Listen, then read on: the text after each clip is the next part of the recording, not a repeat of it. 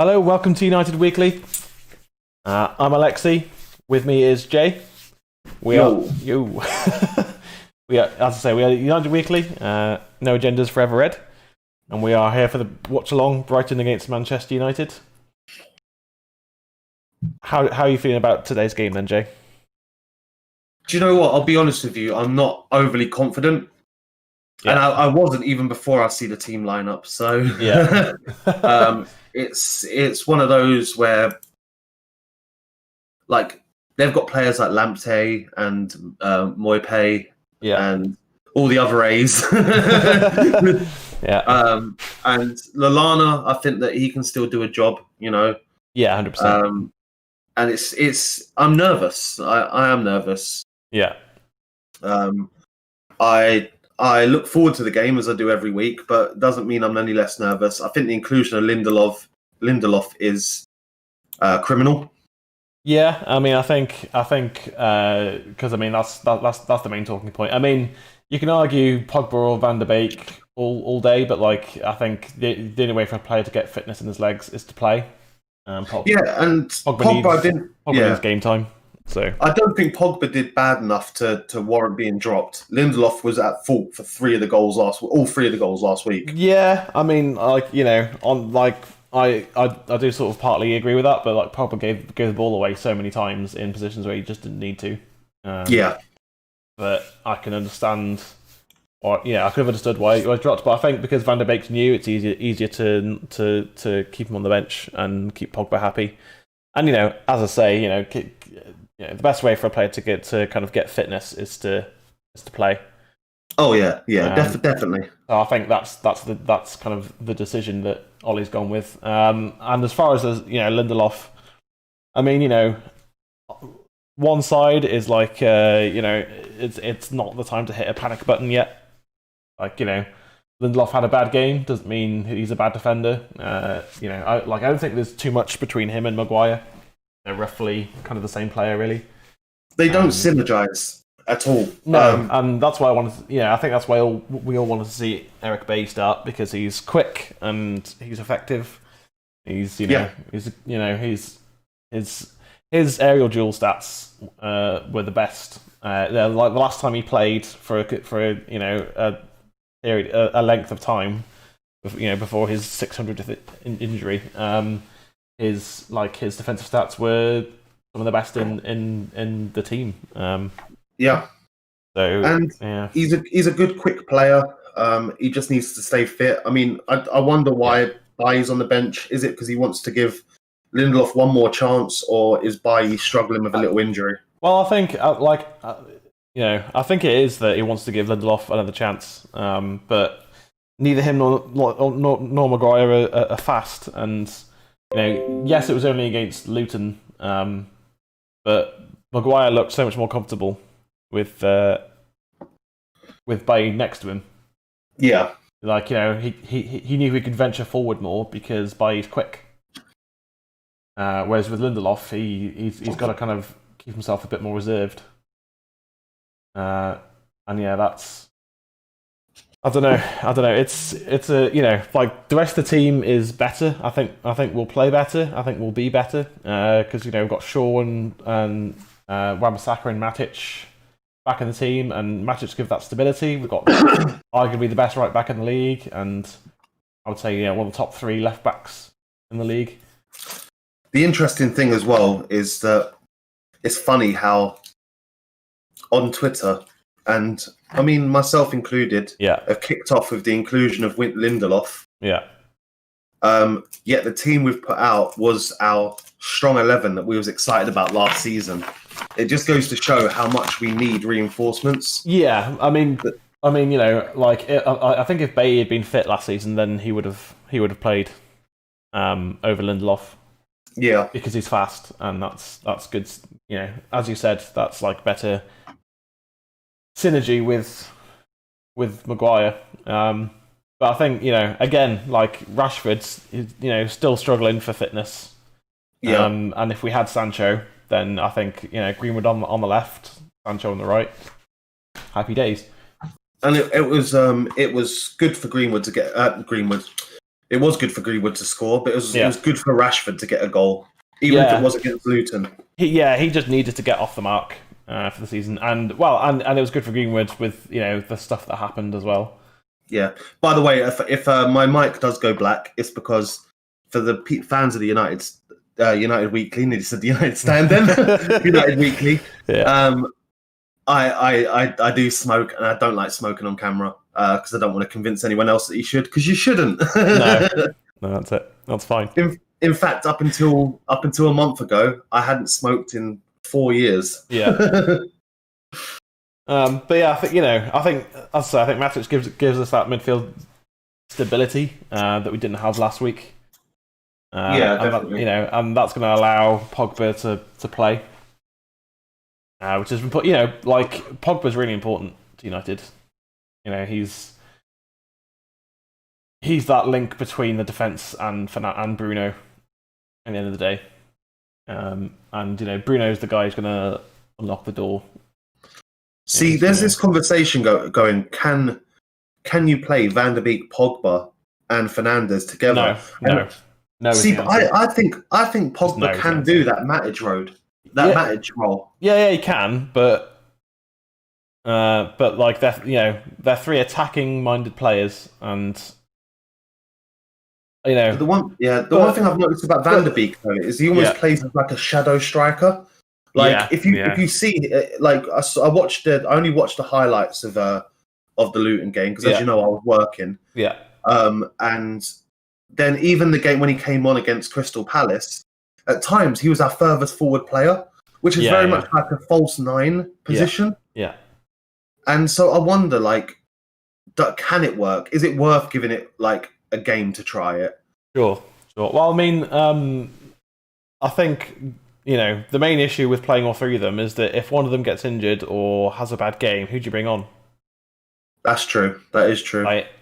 Playing all three of them weakens the bench, and and the bench is important. We need to have a stronger bench, which is why we need Sancho. Because so we already had Sancho and Telles.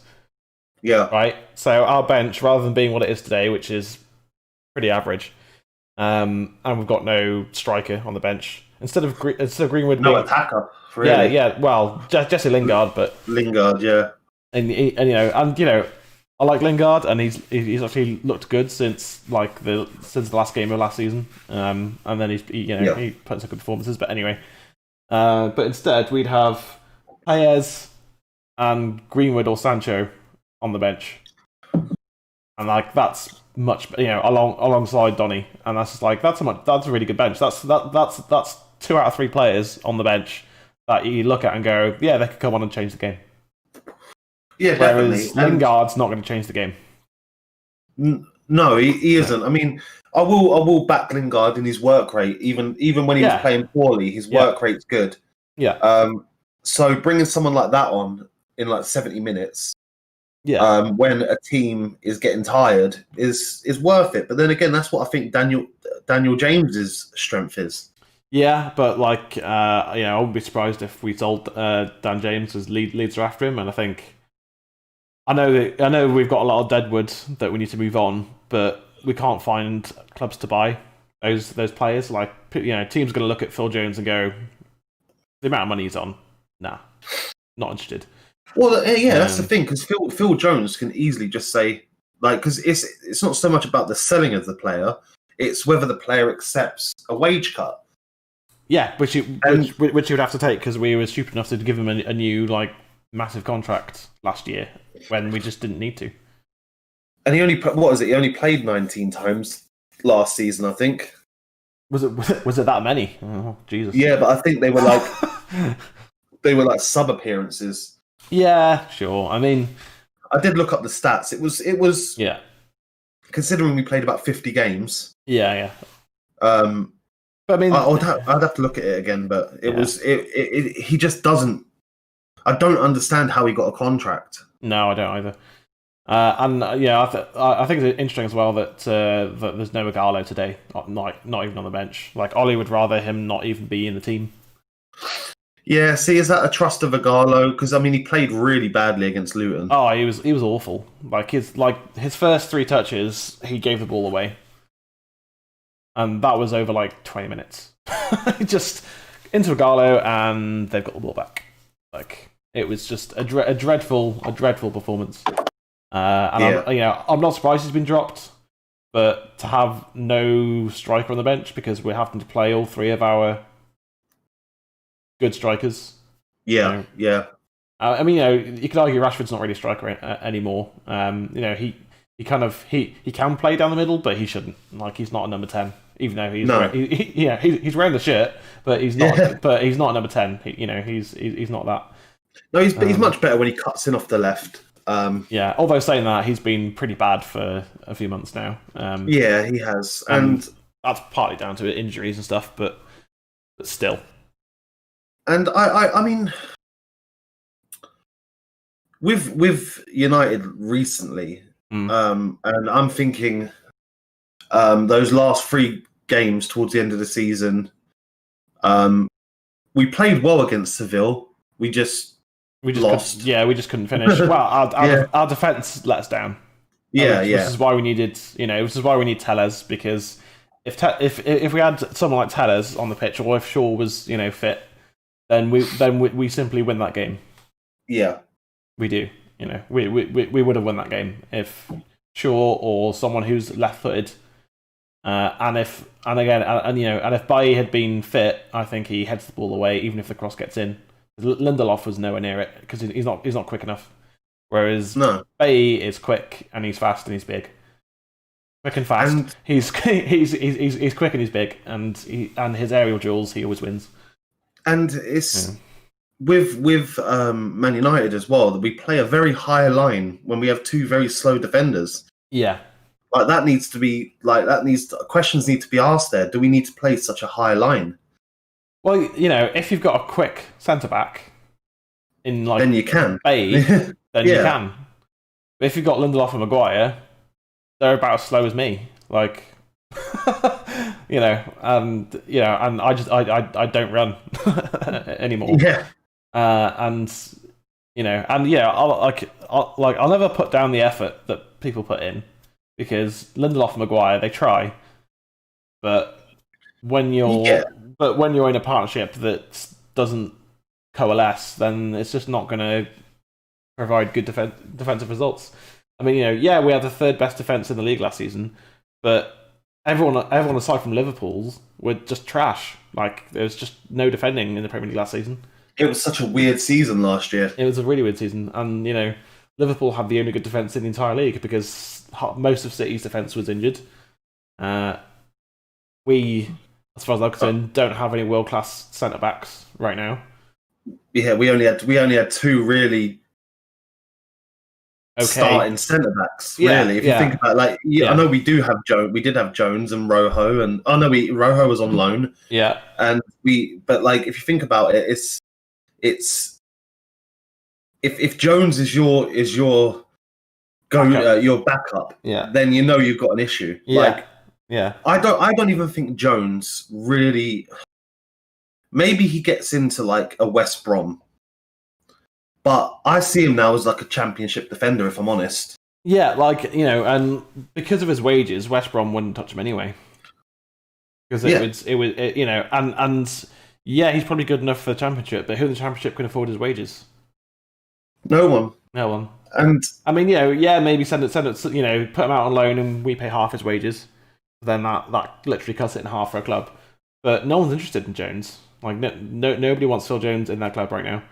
Because even after selling Sanchez, by the way, we still have the highest wage bill by about I think it's about 60 million. Yeah, I think we're like 375 million, and the next is Liverpool. I think Liverpool, Man City at 310 or 315. Yeah, that's ridiculous. It is. That is Tellez and Upamecano. Yeah, in wage differences. Exactly. It's it's run so badly. We're run so badly. It's crazy how badly we run. It's actually crazy. Don't get me wrong. If they would have got rid of Sanchez, and then given Pogba a new contract, and I'd understand that. Yeah, but giving giving McTominay a contract after his first breakthrough season for 5 years, and fine. I understand that, but get too much money too quickly. And Henderson as well. Henderson. Yep, Henderson. Way too soon, way too much. Yep. Then you've obviously got Jones. Yeah. And then we're playing for the likes of Dalot, Rojo, Pereira. Players that Ollie just doesn't want in the club. And Agallo took a pay cut to come to us, but he's still on a lot of money. Yeah. De Gea is like the best paid goalkeeper in the world, isn't he? Like 350k a week or something like that. He's also one of the highest paid players in the world. Yeah, and totally get that. He's not so much anymore the best keeper in the world, but he's still a very good goalkeeper. And yeah, he's had his issues, and he's made mistakes, but like I couldn't fault him last weekend against Palace. Like this is one of the things that I was disagreed with in that video we did the review. It's just like hey, should have saved that first one. It's like there's not a keeper in the world who could have saved that first goal against Palace. No, because it was the defense. Like I said during the stream, that defensive line was awful. Well, it wasn't. It was a diagonal line. It was crazy. It was just all over the place. And I think that is partly that we were playing our second choice fullbacks. And one of them is a right back who's playing at left back. Yeah. And which is why we need Tellez, because then that kind of balances it out, and then Brandon Williams goes to our second choice right back, which I think it's fine. And he can then really learn from Aaron, because I think Aaron is one of the best right backs in the league, maybe in Europe right now. Yeah. And he didn't have an amazing. Wan-Bissaka didn't have an amazing game midweek, but it was like I was saying during the watch-along, it was a preseason style feel. It was a pass it about and surf about for most of the game, and then Ollie sent on the good players, and then it was 3-0. Yeah. I mean, I've always liked Wan-Bissaka. Yeah. Even when he was at Palace before he joined us. Oh yeah, it's brilliant. He's so tenacious. He's so, and he gets back, and he needs to work on his attacking, as we've said before. Sure, but that will come with time. I mean, when you play for a team like Crystal Palace, who I said this, I hate it now. I said this before the game last week. Yeah, Crystal Palace created the least chances last season than any other team. And before that, they weren't much different either. So when you're playing in a very defensive team, you're not going to have that overly attacking mindset. So now Wan-Bissaka's got to come in and learn how to be defensive and attacking. Yeah, and he's got the defensive part down. Oh, 100%. He's ridiculously good. Like his debut really set the tone for his entire career so far at United. Making which was against Chelsea. And he made his debut against Chelsea, and whoever was playing on the left, was it Pedro? I don't know. Like whoever was playing on the left, he just kept him in his pocket the whole game. Like the whole all 90 minutes, Wan-Bissaka made so many tackles. Was it Pulisic? No, I think no. It may have been. I honestly can't remember. Yeah, I'm not a Chelsea fan, so. Yeah. But and even came inside and made tackles in the middle of the park as well. And he was just everywhere. It was a great debut. And he's just kind of carried on doing that. He's just that's just his game. It's just being everywhere. And making 1,000 tackles a game, and just it was Pedro, and then Pulisic came on for Barkley, and played on the left. I do remember seeing Pulisic. And again, I think Wan-Bissaka was just like different guy, doesn't matter, just tackle him anyway. Yeah. He's just the most tenacious, and he he sticks his foot in, and 99% of the time he wins the tackle as well fairly. And he's not scared. Like, that's some rare. players are like challenge. Yeah, that's rare. I mean, Andy Robertson is the best left back in the league, but it's mainly because of his attacking abilities that he's the best left back in the league. It's the same with Trent as well. Like, I must admit, as a United fan, it hurts to say, I love the whole Liverpool team at the moment. Like, they've got a really good team. Yeah. In terms of like coming from a neutral football fan, like a fan of good football, they play very much like the 2000s sort of like Barcelona. Yeah. But it is very much like the best form of defense is attack. Yeah. Whereas United is slow build up, and we're getting away from that a bit more. Like, I think against Palace, I mean, it's not an excuse. It's just it's more a reason. Is that we weren't ready for the season. We weren't match fit. We'd had no preseason, so it was slow and lethargic and below par. I still don't know why we didn't have a couple of preseason games. Other teams did, and everyone's like, "Oh, well, we've." Well, I think we postponed our game a week because we were in the Europa League knockout knockouts and that, and it's like, well, that's only an extra week more than we only played one extra game than anyone else. The players have to rest sometime, and then and like the big play, like a lot of big players will also had international duty. So I think Ole would just wanted to give them as much rest as possible, but my argument is that we could have still had some pre-season games, but just not played the stars that had done like 40 games in the season. Yeah, so like give it a chance to like Mengi a bit more, or playing like Lingard and Pereira a bit over a few games and just seeing if and even a Gallo, just give him some, because he barely played after lockdown.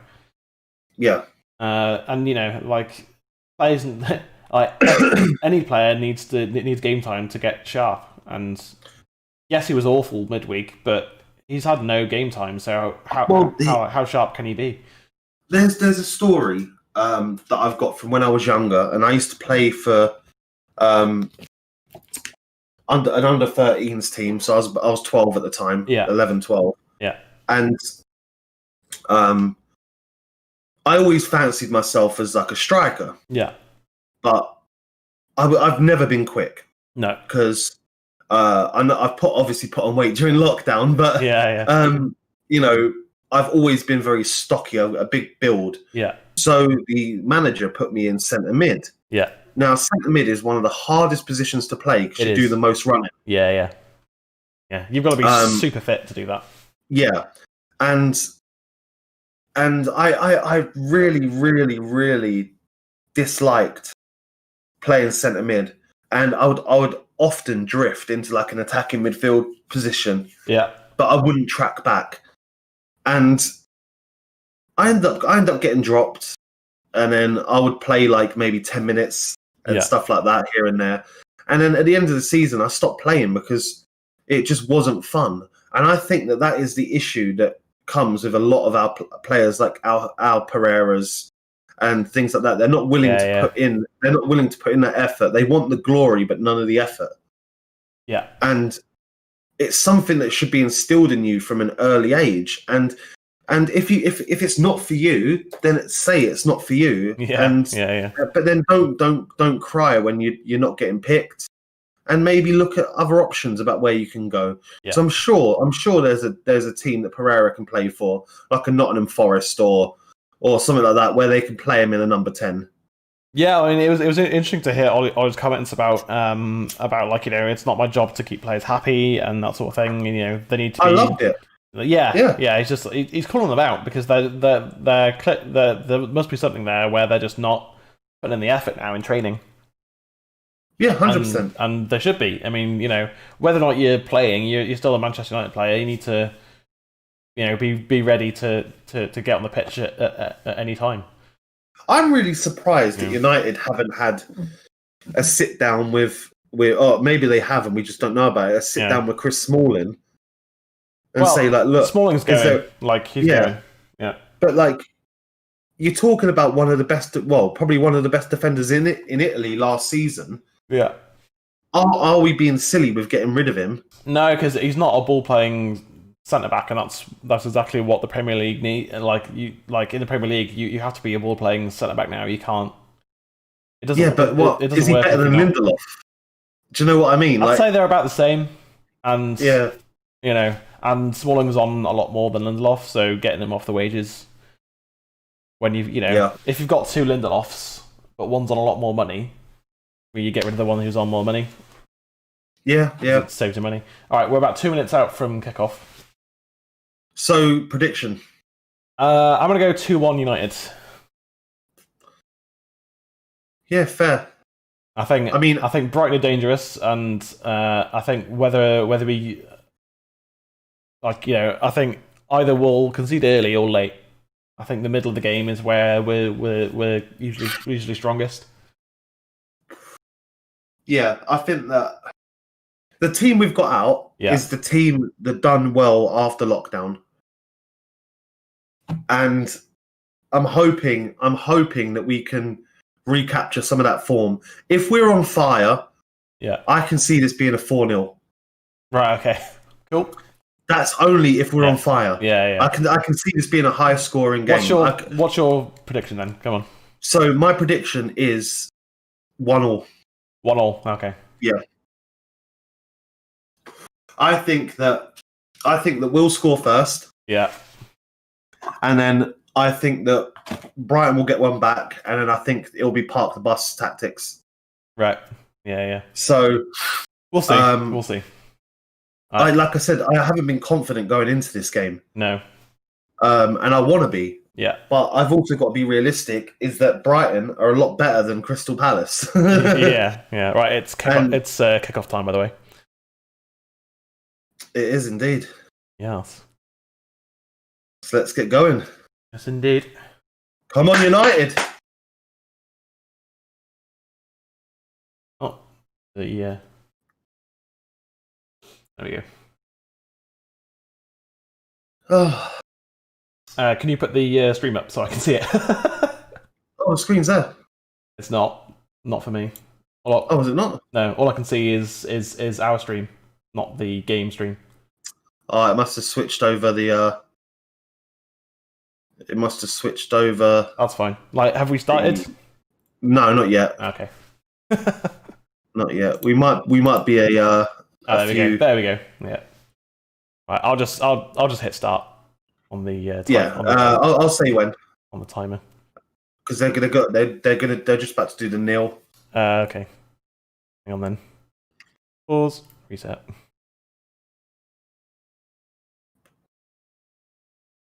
Yeah. Can you see it? Yeah. Okay. I can see it. Yeah. Good. Yeah. It looks like we're kicking off as well. Right, off we go. Off we go. There we go. Good All stuff. right, is this going to be 90 minutes of glory or 90 minutes of pure torture? Yeah. Yeah. I don't know. I think. Well, I've got a bottle of rum next to me just in case. Yeah.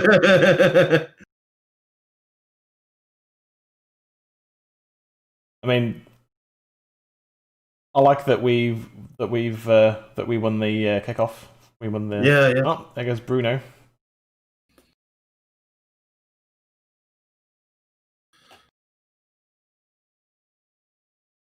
Yeah, a little bit messy there from Shaw, but yeah, this is in a solid advanced position. Oh, Martial. Oh, go on, Anthony. Martial. Oh, come on. Always the way. It hasn't lagged for the whole of the bloody preview. Yeah, and then like as soon as we get in any kind of attacking position. Yeah, it's ridiculous. It's like, time to reload.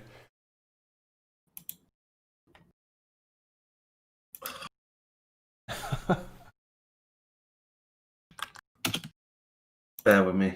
Yeah. So we currently don't know if anything's happened or not.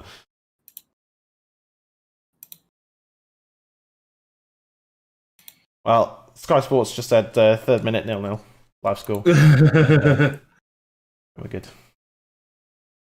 stream doesn't work.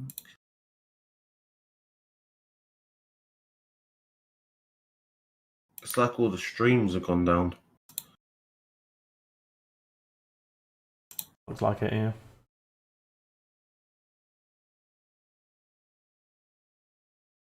Connecting.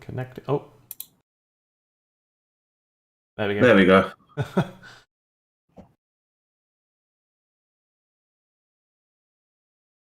But so I don't know what happened with that attack, but No. oh my god, we look bright. Jesus.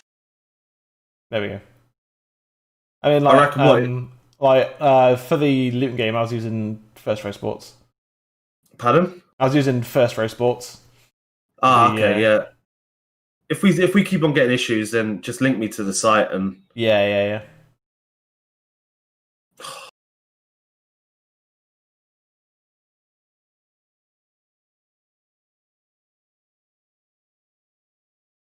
I've got a Sky Sports account. It's just that I can't share it with you for some reason. Yeah. It's because Sky Sports are very clever. Yeah. They don't allow that. Then again, actually, this is on BT anyway, so. Oh, true. Actually, yeah, it's on BT, isn't it? Yeah.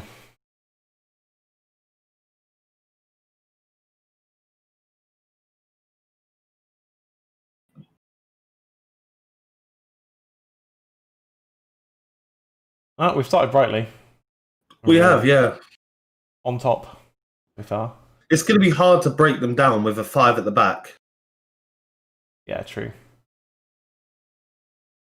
Oh. Again, like, just slow defenders. So slow. Yeah, like defenders. He's so slow that he lost a ball that was like 2 foot in front of him. Yeah. But actually, a 2 foot might be generous, actually. Yeah, I think it was generous. Yeah. It was right in front of him, and just now it's a Brighton corner. I mean, like those things happen. Like if it doesn't lead to a goal, I mean, yeah, Brighton have an ugly ass kit. I am going to say that. Yeah, it's not great, is it? It's reminiscent of 10 years ago. I mean, I don't like anything with a collar anyway, so no. I do like the United kit. It reminds me of 2001, the Bosnich kit. Oh yeah. I used to have it. I've got it, and it was and it was horrible because it was the only thing about it was this like fluffy material, wasn't it? Yeah. That's the only thing I didn't like about it, but I like the style. Yeah, and it's like friggin' bright yellowy green. I was going to treat myself to the new United shirt, but I ended up getting my mum shopping and taking her out for dinner instead. So money better spent. Yeah, money better spent. 100%. At least one makes my mum happy. The other goes into the Glazer's pocket. Yeah, exactly.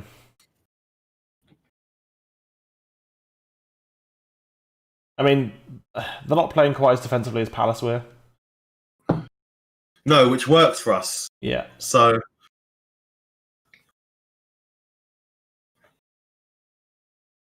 But like you can see, like that Pogba's playing higher up the pitch than he was against Palace because he's got Matic behind him, so he knows he can go up there. So Greenwood and Rashford have switched. Yeah. It's that like. They're free to roam. It's a free flowing front line. So, like, if you've got a fullback who's like set on Martial, for example, and then Martial wanders off to the left, and Greenwood comes into the middle. Yeah. Then it's like you are marking the same player, but they have different styles of play. We're pressing well. I mean, we like the high press has just been like our game since Ollie took over. Really, it's just get at them and get in their faces, but it doesn't always work.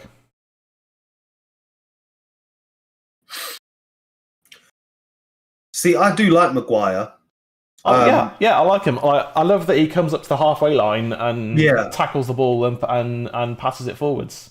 He's really good on the ball. He's not quick, but he's really good on the ball. Yeah, and and he's a good tackler as well. Like he's got that quality of he can get his foot in and not give away a foul.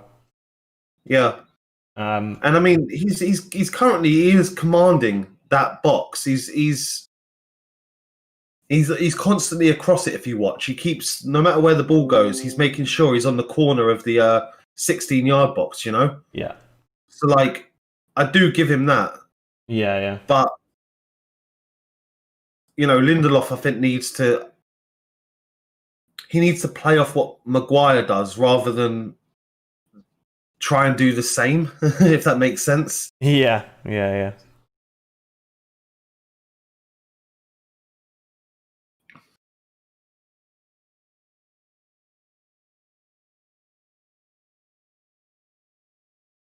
He's such a good little player, Lamptey. Yeah, definitely. Ooh.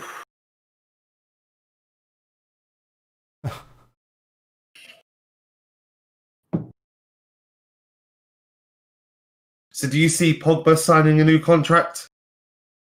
I think the Sancho transfer has a domino effect either way. I think if we sign Sancho and Tellez, but yeah, if we sign Sancho, then Pogba signs a new deal, and he's here next season as well. I think if we don't sign Sancho, Pogba plays out his contract and goes, yeah, there's no ambition at this club, and leaves. Yeah, it's been a while since he scored for us, hasn't it? Yeah, but that's. I think he was kind of not fortunate, but I think his time at Juve. I mean, it's the Italian league, so it's not it's not the same as the Premier League, obviously. But I think. Oh, come on. Jesus. I think it was a bit fortunate that he was in a really attacking Juve team in the Italian league, and he kind of had the space and had the players around him to be able to go forwards and score goals. Yeah, whereas, I mean, he was our top scorer not last season, the season before. Yeah, which says a lot about our attacking option that year to be more than it does about Pogba, really. Yeah. Like, he did that because he had to. There was no one else. Yeah. That could do that for us at the time. At least not fit long enough to do it on a. Oh Jesus! The audio's delayed, and I have no audio, so I'm gonna have to mute the audio as well because the audio is like really delayed. Right. So Trossard got the ball, and it's like off the post. I was like, "Oh, that's a good prediction." Yeah. It's pretty comfortable for De Gea, I think. Yeah, I think if that's on, I mean, maybe if it could have snuck in the top corner, but it didn't. So, well, in terms of chances, Brighton have made more chances. Yeah, definitely.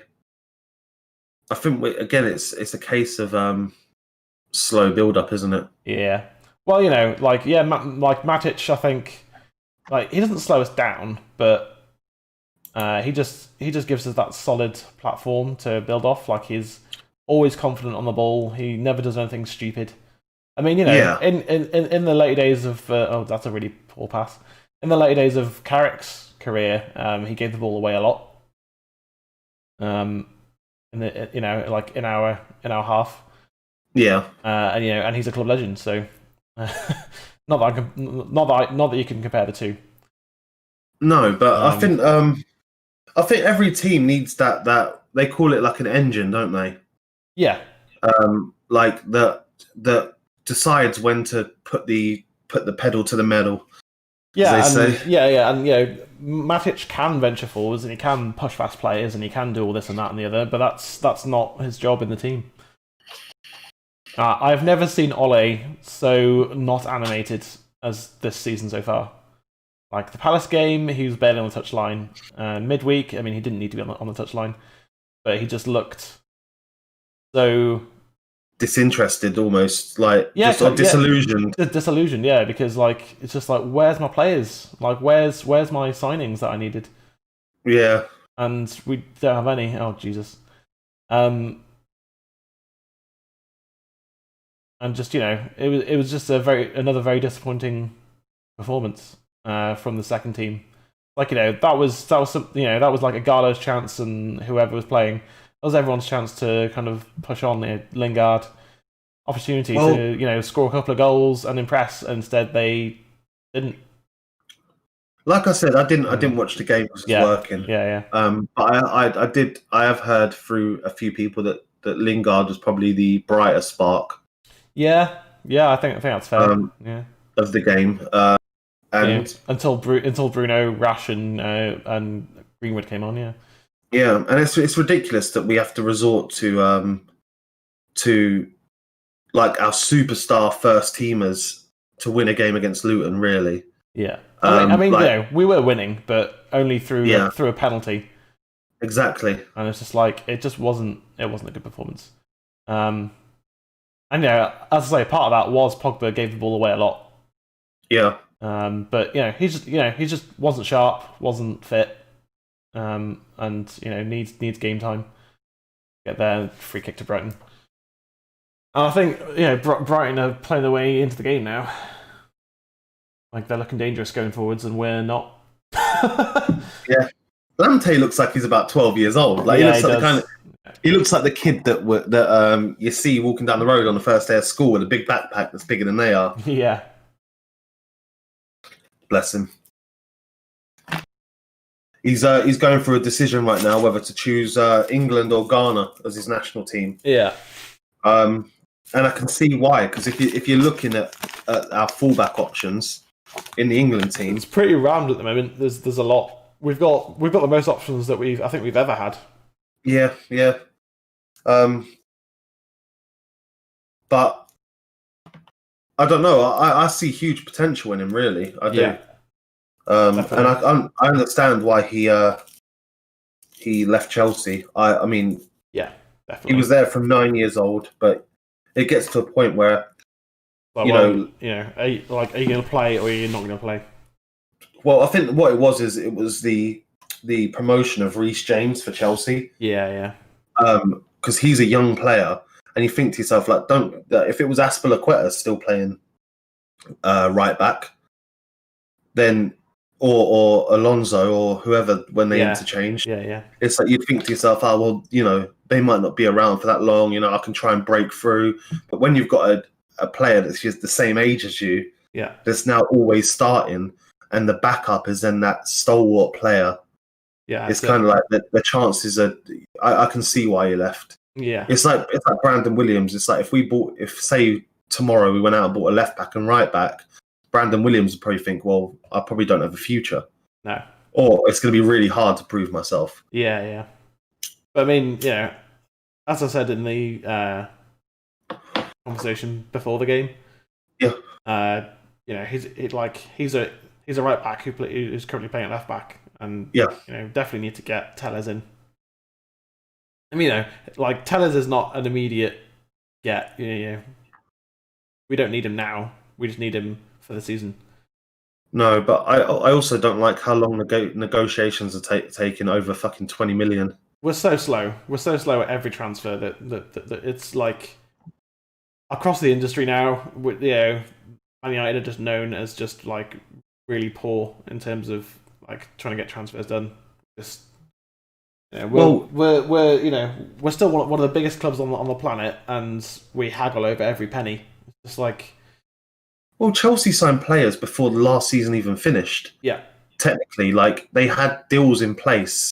Well, ready to execute. They had agreements with the players in place, and just had to wait for the window to open, basically. Yeah, well, Ziyech they bought in January, didn't they? Because and then he was in the last year. He was allowed to talk to clubs. Yeah, and then they just loaned him back. Werner, apparently they had a deal in place with that. Yeah. Way before the season ended. Yeah. Way before, I think just around the time that we came out of lockdown and started playing again, they had a deal in place. Yeah. And it's like, not being funny, but during the coronavirus outbreak, there's no football going on.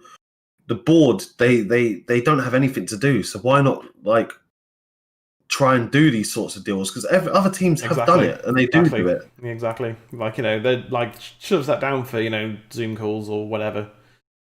And just go through, these are the players we need to get rid of. And these players that we want in. And then, what's his name? I can't remember his name. The guy who does all the transfers for United. Oh, Ed Woodward? Hello. No, it's not. It's not Ed Matt Woodward. Judge. Yeah, Matt Judge. Yeah. And and he says, well, I can't get rid of X, Y, and Z, but I could get rid of these players. We'll see what we can do about bringing in, Sancho and Upamecano and whatever. But instead, it was all left until the transfer window opened. It's just like, well, it's it's almost too late by then. Yeah. Because Upamecano has signed a new contract now. Like, well, yeah, if we'd moved on that. No, but then again, Upamecano, that's come out recently that we can still buy him. Yeah, if we offer them 45 million, then they'll take it because otherwise they're going to lose him for 40 next summer anyway. Yeah. So it'll be interesting to see. The next week's going to be crucial. I think if by Wednesday, there's not any big talk out there, and any kind of concrete conversations being had. Yeah, I honestly don't think that we get a big marquee signing. No, I mean, the Sancho deal needs to be already kind of in motion before deadline day. If we're still if we're where we are now, which is it could happen on transfer day, deadline day, then we're not signing him because it's far too late by then. Like the night before, there needs to be we've put in a bid that Dortmund have accepted, and Sancho's coming in for a medical. Like that needs to be deadline day. He has his medical, holds up the shirt, and then starts the next game. Like that's what needs to happen. The only reason I'm confident is because I look at not bad. I look at the Bruno deal, the Maguire deal, the Bissaka deal, Wan-Bissaka deal. It's like they all took time, and they all got over the line. So, well, one story that's come out is that the next quarter starts on the 1st of October, and so they're just waiting until the 1st to get the deal over the line, so that that money comes out of the next quarter's earnings instead of this quarter. But that's such a risk. Yeah, and they're risking points. But then again, it's like there was one person. There was one person on Twitter that said, "Has anyone ever thought that maybe a deal was already in place with Dortmund?" And Man United has said, look, we know that your season started. You Jadon Sancho can play for the first 5 or 6 games, and then we'll sign him at the end. That way, he still helps you for the first half of the season or first part of the season. Yeah. But we're gambling with our own points by doing that because we've not bought in the player. I mean, every player we've bought in the last 2 or 3 seasons, we've had an element of gamble. Nothing's been quick and over the line. The Donny van de Beek was quick. Yeah, Donny is the only exception, but that's because Solskjaer got involved and Van der Sar helped. That's the only reason that happened quickly. And we don't know what happens behind closed doors. So we don't know how long we were working on that either. People say that he wasn't on Ollie's wanted list, but I think he was. But yeah, he absolutely was. He was our second choice to Grealish. But Grealish was far too much money. Which has worked out well because we've gotten a very good player in Van der Beek. It's good to see a bit of passion from De Gea for once, rather than him just talking to himself. Yeah, again, backing off. Yeah, that's one thing I don't like in the Premier League is defenders backing off and backing off and backing off. It's like you're just inviting a shot. Standing ground, if you stand your ground and he beats you, that's you feel like you've been done, but that's fine. You've tried. If you're backing off, you're not trying. Also, this is what I don't like about United, thinking that we can play it out from the back. I mean, we've managed it here, but we make too many mistakes. I think we can when we've got Matic on the pitch. I think Matic is just as he falls over there, but he still managed to keep the ball. Yeah, I think when Matic is on the pitch, we can absolutely play from the back. I think that's fine. Yeah. But when we've got like McTominay, nah, he's not solid enough on the ball yet. To warrant playing out that way. But playing the long ball, we can't really do either because we don't have a big player to hit. So I think playing out from the back is our only choice at the moment. I mean, if you can find Bruno, that's fine. But Bruno's usually back there with you, so yeah. Because he just wants, he wants to help defend, and then he's quick enough to get up the pitch, but not for playing a long ball. So the first half of the first half, yeah, just elapsed. And it's been pretty even. It's been pretty even, I'd say. I think Brighton have looked more dangerous than us going forwards. Yeah, I haven't seen really much width from United. Everything seems to be very central. Yeah, and but I think that's partly because Brighton are just playing the low block. I mean, that's how you defend against United these days. You just play the low block, and we can't do anything. Yeah. Badly. I mean, we have Bruno who can unlock the door now, which we didn't have last season. But then again, Bruno's been pretty quiet this game. Like he's popped up here and there, but yeah, the few passes he has tried, and at least he's tried them, just haven't. Well, when he has got runners to hit at the moment is the problem because Rashford keeps cutting inside all the time rather than running in behind, and I've not seen Greenwood do much of anything. Yeah. Whereas if we had Sancho, it changes the game. It literally changes the game because then you've got Sancho and Bruno to change things and unlock the door, as I keep saying.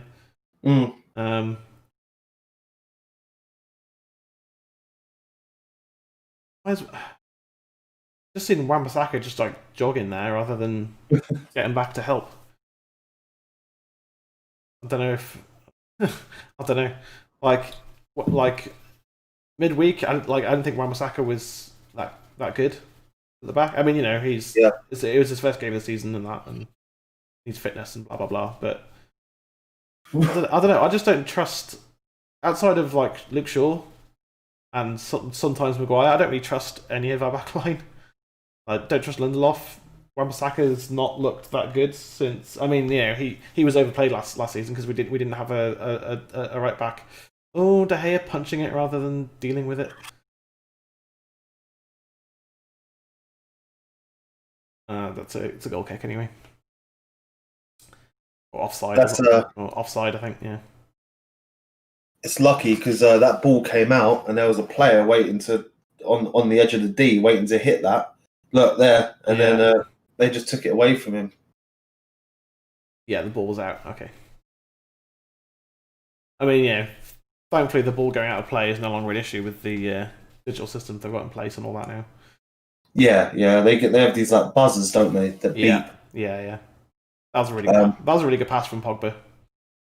I think that's his best pass of the season so far. Sadly, it was getting out of defence. Rashford just can't run with the ball anymore. It just doesn't seem to have that in his locker right now. Oh, go on, Pogs. Well in. Go on, Pogs. Well in. What? That was never a foul. Yeah, Pogba's going. That's not a foul. Oh, that is not a foul. No, he got the ball. Yeah.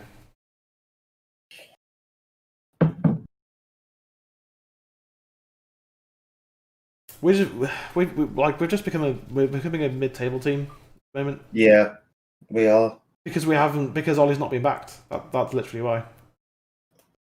It's a second season curse. None of our managers have been backed in the transfer market on their second season. No, because all the board care about is they go, in the Champions League, yeah, okay, we don't need to invest then because we've got the minimum to fill our pockets. They're okay with that. I mean, did you see Evra's video? Yeah, I did. And he's saying about how was it David Gill? I can't remember which one. One of the one of the Glazers, and he was saying about how I can't remember which Glazer. Oh yeah, Avram Glazer. Yeah, yeah, he's saying that love the club. that he does love the club and he wants to succeed. It's just like it just doesn't feel like it. The thing is that like that might be true. Yeah, but there's still like potentially. I mean, I don't know how many board members we have, no. but there's still board members that like just because one person loves the club and might say, "Oh, let's buy Sancho," 11 others, for example, could say no. Yeah. So No, I think. I still think the Sancho deal will happen. It's just getting it structured in a way that suits everyone. Yeah, and if it doesn't happen, I'd be really interested to know from Dortmund if we spoke to them about a bid, because I heard that we want to pay 85 million euros. No, yeah, that was like, but that came from like the Sun, which is like exactly. So it doesn't mean anything. I'd love to know it from their mouth as to like to be said. Like, I think if any bid went, because like the whole thing was we wanted to pay 70 million up front with 15 million in add-ons. Yeah. Right, which is nowhere near. I think that what happened was we bid 90 million with 15 million in add-ons, which takes us to 105. Which is probably the deal that they want, but they don't want it in add-ons. They just want it in staged payments instead. They want their money. Even if you put it as like Sancho scores 10 goals this season and then 10 goals next season, and then that's that. And that gets you all the way to 105 million. Even if it's as simple as that, Dortmund are like, no, we just want a guaranteed payment. So because if I don't think Sancho will flop at all. I think he'll score goals at Man U, but they just want guaranteed money no matter what. And I don't know if United are willing to do that. Which is God help us if they don't. Like, if we don't sign Sancho, that's our season done. And we've not even started really. Like, I'll back our players, I always do, but we need Sancho badly. I don't see how we can do well this season after the crazy year 2020's been. Yeah. And how lack of rest the players have got to then now go out and do 50 games. Yeah, it's not feasible. No, and you need to bring a new player in to up everyone's energy. Yeah, to inspire everyone. Like you really need that. It doesn't matter how far, good save. It doesn't matter how far into the season you are. Like you need that boost. You always need that boost. And bringing in someone like Sancho, he will literally lift up. Everyone's performances will go way up when Sancho. Oh yeah. Right. But it's like even if Sancho comes in. Yeah, but even Luke Shaw's come out and said we need new recruits. Yeah, yeah. And it's weird for players to want other players in, really, in a sense of. Yeah, yes and no. I know what you're saying.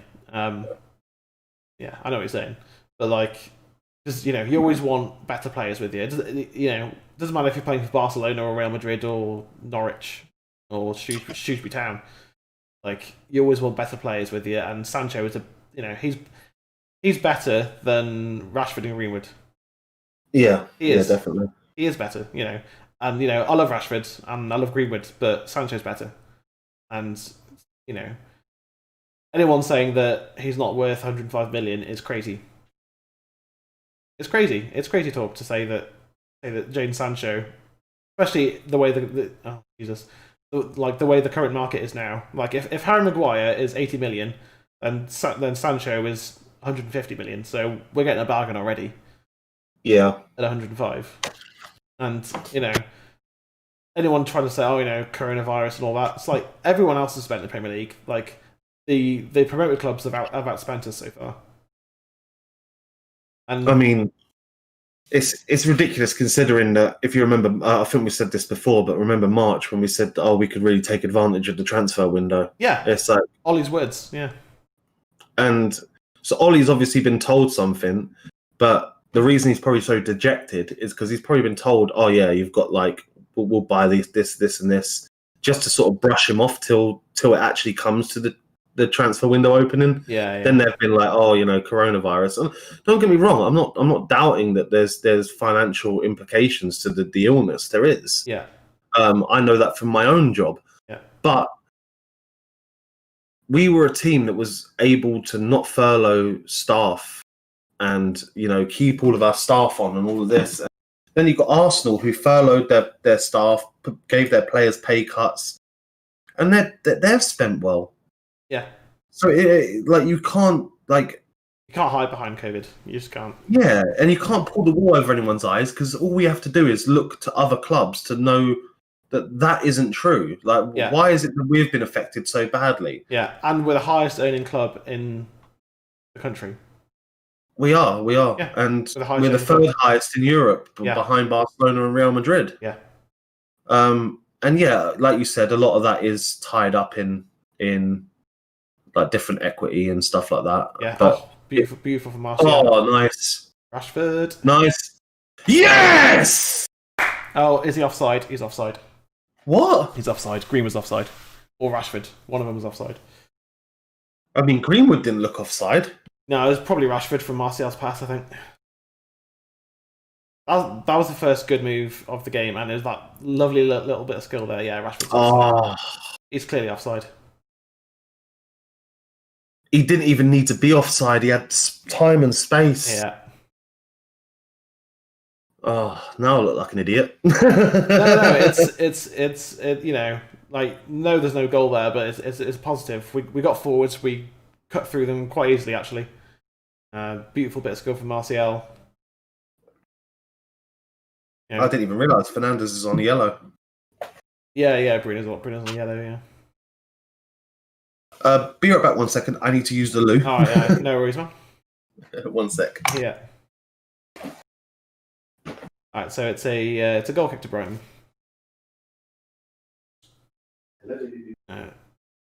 Greenwood's goal quite rightly chalked off for offside. It was offside when and passed it into Greenwood, who put it away clinically, but it was offside, so it doesn't matter.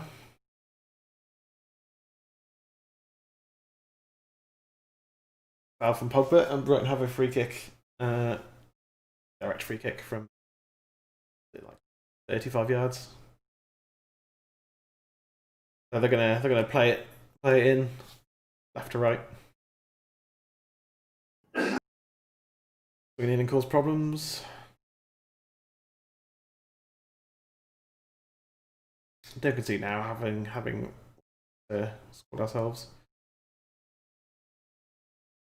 all the way through to a goal kick. Good stuff.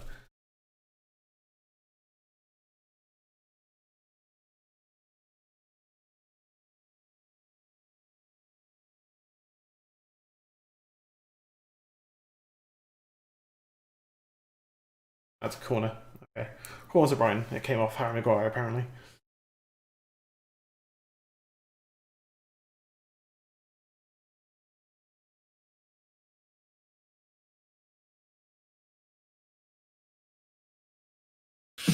Alright, so let's wait for him to put. What have I missed? So the free kick, I thought would just gone straight through for a goal kick, but it came off Harry Maguire and went out for a corner, and the corner has led to a goal kick. So that's it, really.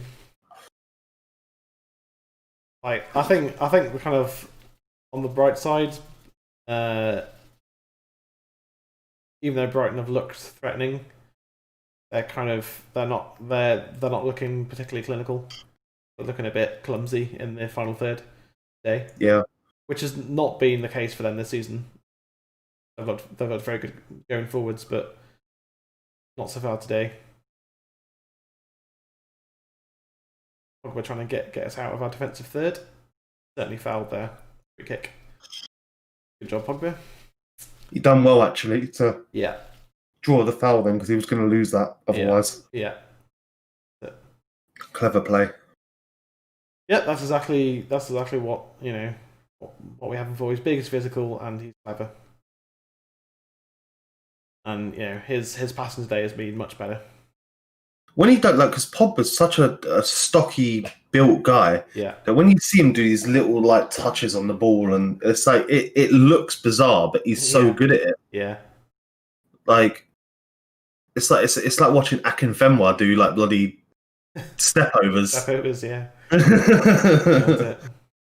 Like it looks when he does it, it looks clunky, but it always works. Yeah.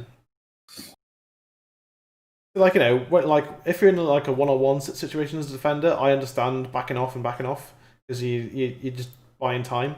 But when you've got like players behind you, and you know, and they're around the box, it's like that's free kick to United. That's where you need to put your foot in, because if they beat you, there's like two other guys behind you, so you can step up and tackle. But yeah, definitely.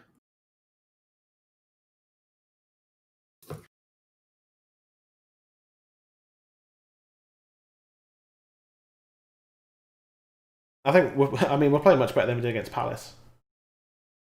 Yeah. It seems because we're more balanced, because we've got Matic on the pitch. Definitely, he definitely brings like an anchor to the midfield. Yeah, he's he's calm and collected, and he's strong on the ball. Like, my only worry and my only concern is that this team is the team that's going to score a goal. Like, we have nothing to bring on, so we really need to do something. Yeah. Well, you know. Oh no. Yeah, we've got Donny as well. Yeah. Penalty to Brighton. Yeah. No, that was the minute I saw it. What's Bruno doing there? Quick. Bruno doesn't need to get his foot in there. Not only that, but he's on fucking yellow. I mean, yeah. I mean, it's not a yellow card. Yeah, no. Clever from the Brighton player there. Just got himself between Bruno and the ball. Yeah. That's exactly what you're trained to do, is just get yourself between the opposition player and the ball, and get yourself a penalty. Like, and again, Ole's just like dejected. Like, yeah, this is our season so far. It's just a bit. Why? Also, the question we haven't asked actually. Yeah. And I will ask now. Why is it that was Bruno there? Like, he shouldn't need to come back, but you know. But he does, because he wants to work hard for the team. Yeah, like don't get me wrong, like, I respect it, but like it should that should have been our left, like that should have been Shaw, really. Yeah, and like it's because we play our fullbacks backing, but it all started with Wan-Bissaka losing the ball at right back. Whereas he should have just cleared it. You just kick it up the pitch. Like, I know you want to keep possession and stuff, but just get rid of it if you're in trouble. Just kick it out for a throw in, then you can reset your defense. Instead, now it's De Gea's got to try and make a penalty save again and try not to jump half an inch off the fucking line. Oh, come on! Cheeky from Morpay. And we're 1-0 down, and that's our season so far, really. Come on, taking a pen. Oh, come on, the fucking audacity of it. I mean, take a penalty however you want at the end of the day. Yeah, like to have the balls to do it, I respect it, man. Yeah. I do.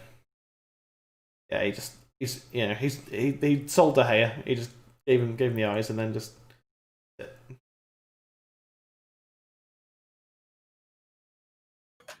Well, you said 1-1. I said 2-1. So Yeah. But again, I think if Van der Beek starts over Pogba, he just gives us that energy that we've been lacking.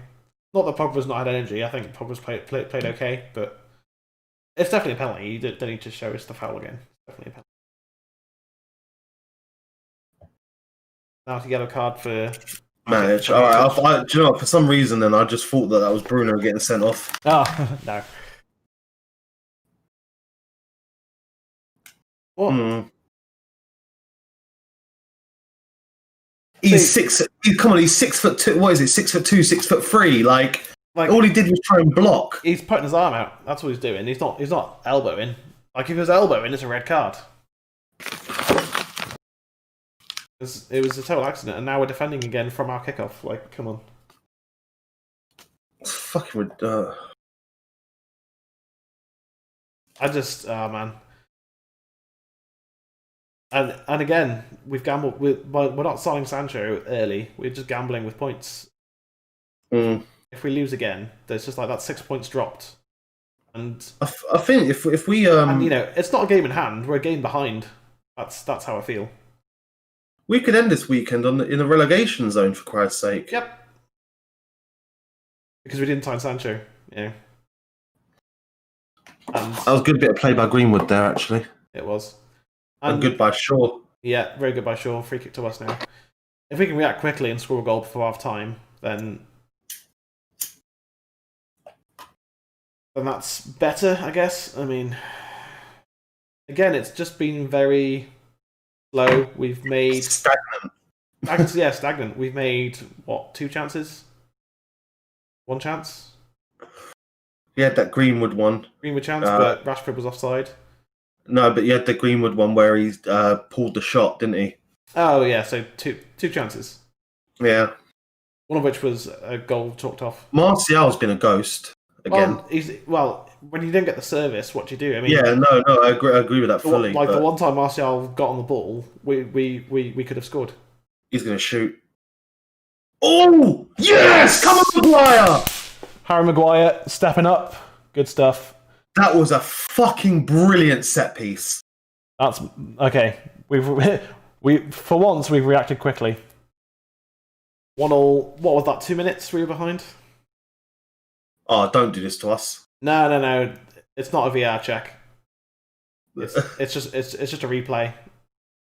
Okay. Oh, good. I was going to say. Yeah, so don't do this again. No, it was excellent. That's free kick. Brilliant free kick. Brilliant yeah. Free kick, yeah. Matic ran the back, and Maguire just went. Wait, is that an own goal? No. It looked like it came off the defender, not Maguire. But no, we take those. Now let's use that. Let's use the confidence.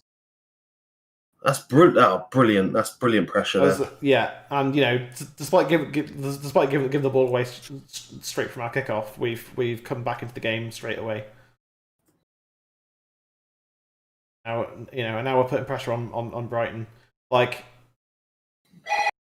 hopefully that's a huge lift for us. Kick on now. Oh, sorry, 1 sec. I think my delivery's here. One sec.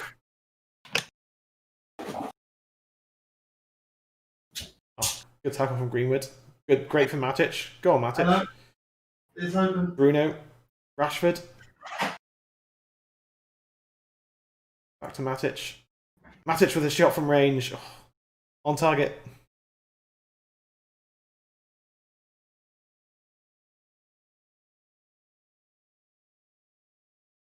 Oh, Rashford giving away a foul, but good intent. Thank you. Good stuff. Better from United. Much better.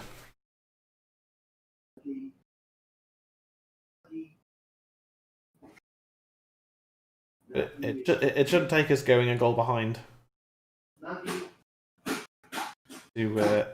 to push forwards, try and get in the game. That should be just how it is from the start. Why was there like a 50-yard pass there and did not come off? Pogba won it fairly. Go on, Pogba. Oh, who's that free kick to? Brighton. Yeah, Pogba launching himself in there.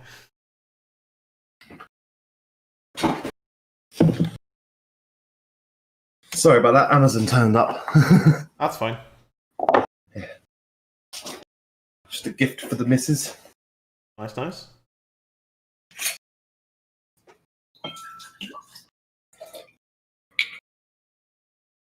Yeah, 1-1 at half time. Currently, we're on course for either result that we predicted. So, I mean, I'm glad we got back into it as quickly as we did. Yeah. Again, Bruno unlocking it all. Matic done well, and Maguire was in the right place, right time. So, I can't complain. No, certainly. I think you know we've given away so many fouls as well. Yeah, we've been very reckless with our Been, challenges. I wouldn't say reckless, just clumsy. Very clumsy. Whereas like stay on your feet. Stay on your feet, like. But Yeah. got about 30 seconds left of this first half. Free kick to Brighton in a dangerous area. Indirect free kick coming in. They used to say. I don't know why. The audio stream's current bitrate 0 is lower than recommended bitrate. Recommend you use the audio stream bitrate of 128. Like it's set at like 6,000 or something. Or 3,000, I think. Free kick T9. Yeah, I don't know why the YouTube thing thinks that it's 0. It's just like definitely not, mate. But like I've checked. I've got it up. Yeah, yeah. Like I've checked it in the past when it said that, and it's absolutely fine. So, hey, you're saying get the pitch, lads. On, but no, it's half time. Okay. Yeah, half time. Well, there we go. Yeah, I think 1-1 is about right. Like, both teams have looked a bit clumsy. Both teams have looked a bit blunt going forwards. Like Brighton have definitely made more opportunities, but not. I definitely don't think it's definitely not a game for the neutral. No, it's a boxy, difficult game. I like that we've scored. I think that can get us to kick on. And did it come too late though? That's the only question. Well, we've got the whole second half to get in there. I think Donny comes on in the second half and gives us that extra energy to push forwards. Well, I reckon it'll be Bruno that's replaced. He's on that yellow, and he's had a couple of challenges after that as well. Yeah, maybe Donny comes on for Bruno and looks to insert that energy in there. But Bruno's that good that I don't know if he comes off. As good as Donny is. But then again, do we risk him getting a red card and then being out for more games? That's the decision Ollie now has to make. Well, which is why we bought Bruno, why we bought Donny. Sorry. Yeah. I think Pogba's looked better, but he's still not fully fit. I mean, he's definitely looked much better than against Palace. But again, I think that's because he's got Matic behind him. Mm. Every advert on American television is either investments and insurance or food. Yeah, because that's who all sport. But yeah, it's because that's who pays for the TV over there is insurance companies. Yeah. Like with the British channels, it's always cars. I haven't watched anything other than Match of the Day on TV for years, to be honest. Like any TV show that I watch, I just watch online, so I can get past the adverts. Yeah. I mean, I watch all the highlights on Sky Sports YouTube channel or BT's. Yeah, same. But if we win today, then I'll probably watch Match of the Day tonight. I mean, it's quite the first time. Here's a fun little conversation for half time. When we were younger, when we were kids, before YouTube took off and all of that. Yeah. Like, do you remember being younger and trying to stay up till 10:30 to watch Match of the Day? Oh yeah. And falling asleep halfway through. Whereas now, people don't realize how much luxury they have. Whereas right? The highlights are up 15 minutes after the game ends. Yeah. Well, true. Well, the main when I was, because I didn't get into football until I was 9, I think 8 or 9. And for I think for the first year, I just didn't even know Match of the Day existed. I read the newspapers and I saw the results, and then my older brother told me about Match of the Day. But even on weekends, I wasn't allowed to stay up, so I just got my brother to record it for me, and I watched it the next day. And then obviously once it got to 13, 14, I was kind of allowed then to stay up a bit later. Yeah. But one thing I said before was that was that it shouldn't take us going a goal down to like kick on. No. Because that happened a lot last season. It did. We'd go a goal down and then we'd start playing. Just like, no, play from the start. That's, it's that kind of half Jose, half Ollie thing. Of like, we try and play kind of this like clever football and try and break teams down slowly and methodically. Whereas if we just put the ball in the box, that happens. Like, we score. Ball goes in the box, gets kicked back across goal, Maguire puts it away. Like, that's it. Put the ball in the bloody box, get players in there. Because, as we said, as I think we said, during the Palace game, like that, put it in that area of uncertainty, and anything can happen. So, yeah, and it was a brilliant ball. It was, definitely well executed. Anyway, yeah. It obviously that we've been working on our set pieces because Maguire didn't score half as many goals as I wanted him to last year. No. We're certainly looking much fitter. We're looking like we're competing now, whereas against Palace we didn't compete. Yeah. Like we were outplayed across the pitch against Palace. Until Donny came on, and then it changed the game. He came on, and then we conceded the penalty, but that had nothing to do with Donny. So, Donny came on, he scored, got us back in the game, and he was the only bright spark in that entire match, to be honest. But I think like we've got two wingers who cut inside at the moment, whereas Giggs and Beckham used to just lash it into the box every 2 minutes, like, and we score goals from it. Whereas now we're just trying to play through the middle. Whereas if we had Sancho, then we would be getting that back line stretched out. And I think Rashford would be more willing to kind of play in the space that's created by Sancho on that right side. But Greenwood doesn't play on the right wing. He plays right forward, and that's a whole different position, and it doesn't stretch the defenders. I mean, that's my opinion. I could be wrong. People can tell me that I'm wrong. And we can discuss that. But I just we just don't have any width. Yeah, we've played too central. Yeah. And so look, Ollie just looks so dejected. Yeah, I don't blame him though. No, I don't, and you can see the frustration in him. He's sitting there going, "If I had Sancho, like I think we're almost a different team with Bruno and Sancho and Martial, like all in there together. Pogba." Like that's a terrifying front line. Whereas Greenwood, he's still young. He's got to prove himself this season. Like this is his season for him to, he's still very young, but this season for him to try and kick on a bit. Maybe score 20 goals. Because he didn't play for all of last season. Like he played a lot of it, but for the first few months, he was just slowly introduced to the team. Whereas now he's a regular starting player.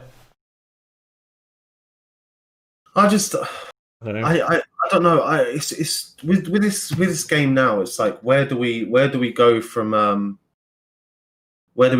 here? Because there's clearly a disconnect. Our front three have been somewhat non-existent, other than that one disallowed goal. Yeah. And it is just because we've got two wingers. Like Rashford used to run down the left. But because he's playing through, I think he's still playing through his injury. I do. Something just doesn't look. He's not the same player right now that he was. Yeah, and I mean, you're right when you say that Martial can only do what he can do with the service. Yeah, but I don't know. It just seems like he's been so non-existent that. Are our front three really that bad at the moment that Martial is non-existent in this game? Like he's struggling. He's really struggling to get in the game. Like, I can't even remember if he's had a proper touch or not. other than setting up the almost goal. Yeah, but even then, that was mainly Rashford. No. Well, I mean, it was Martial who kept the ball. Oh yeah, put the Rashford through. Yeah.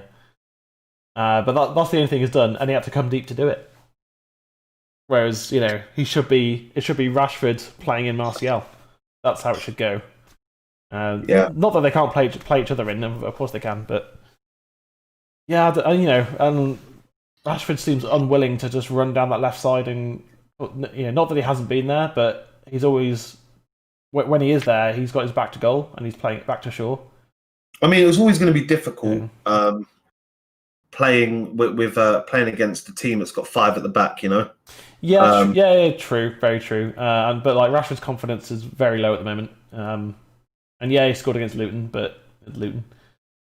I must admit though, that goal against Luton was a brilliant finish. It was keeper. Yeah, it was excellent, and because he's got the talent.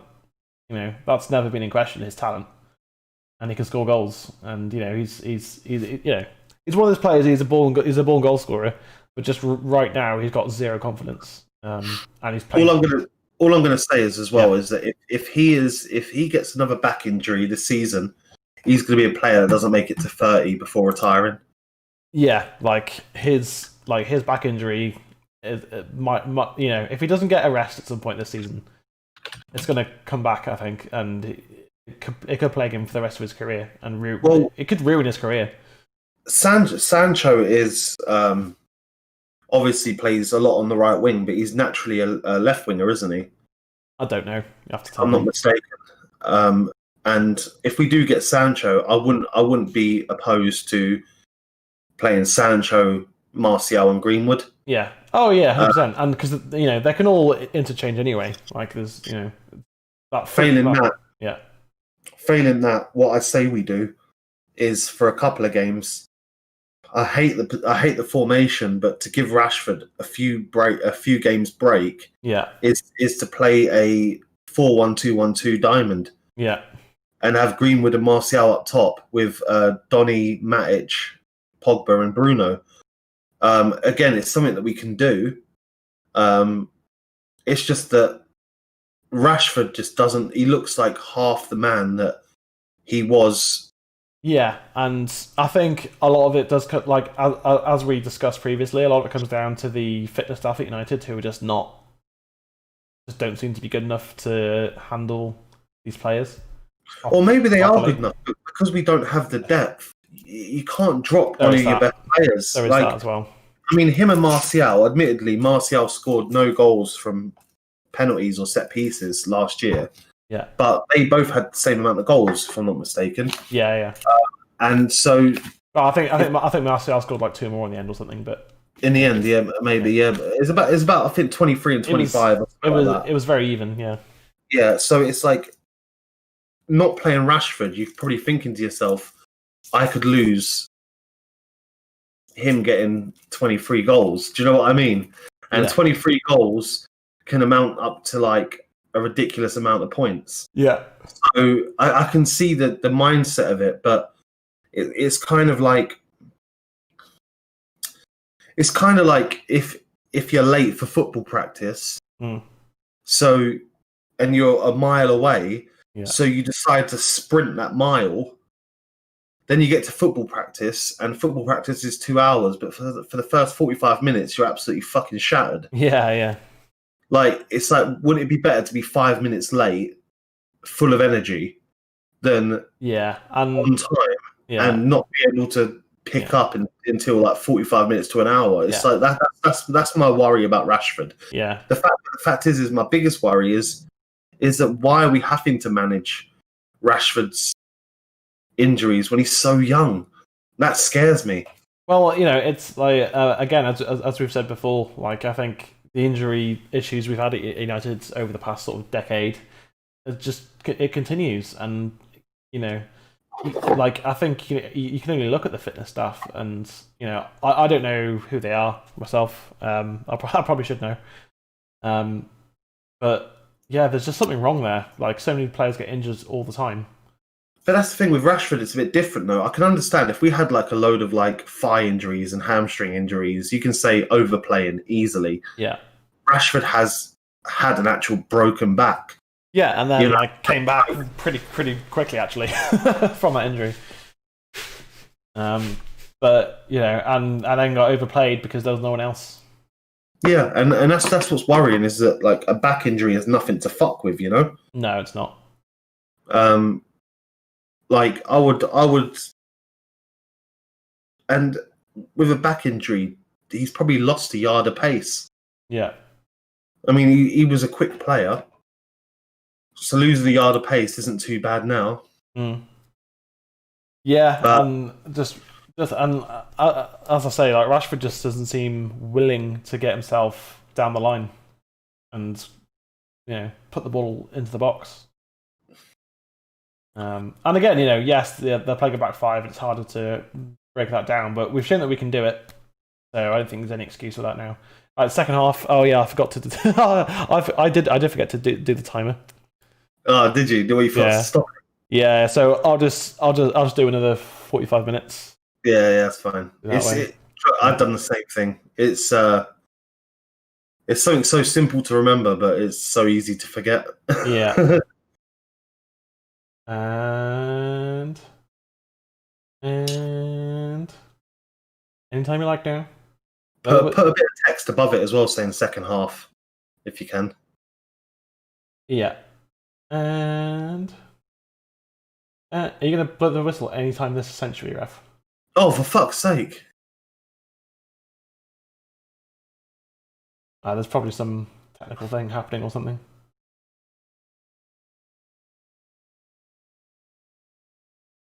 Oh. There we go. Finally. I didn't know if it was the stream or... No, it was just the referee being shit. Probably came out like 30 seconds too early. Yeah, probably.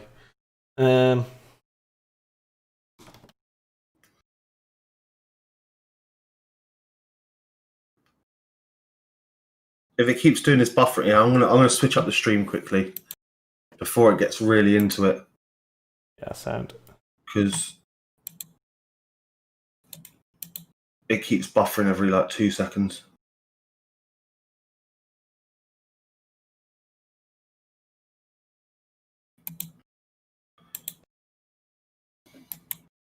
So into the second half now.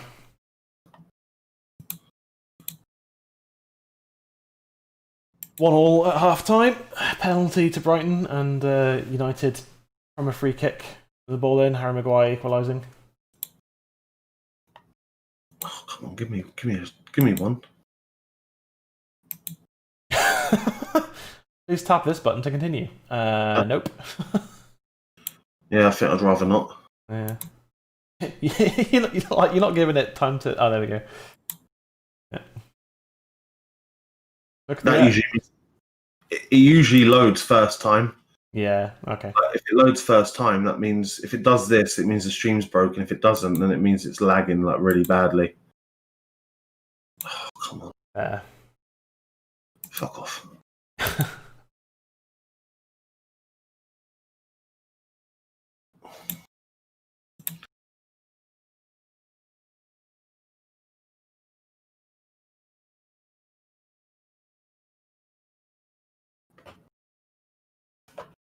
Oh, something's happened here. It's another penalty to Brighton. Potentially.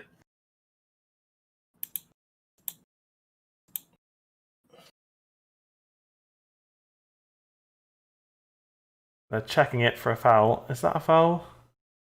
He comes across it. Yeah. No, I don't think that's a penalty, but I'm not the referee. Definitely wasn't a penalty. I don't think that's a penalty at all, to be honest.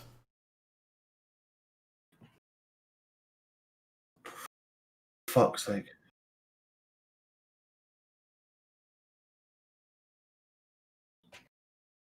Okay, well the Brighton player seems very angry, so I don't think it's a penalty. No, it got ruled out. Okay, cool. I think I think the player's been booked for a dive.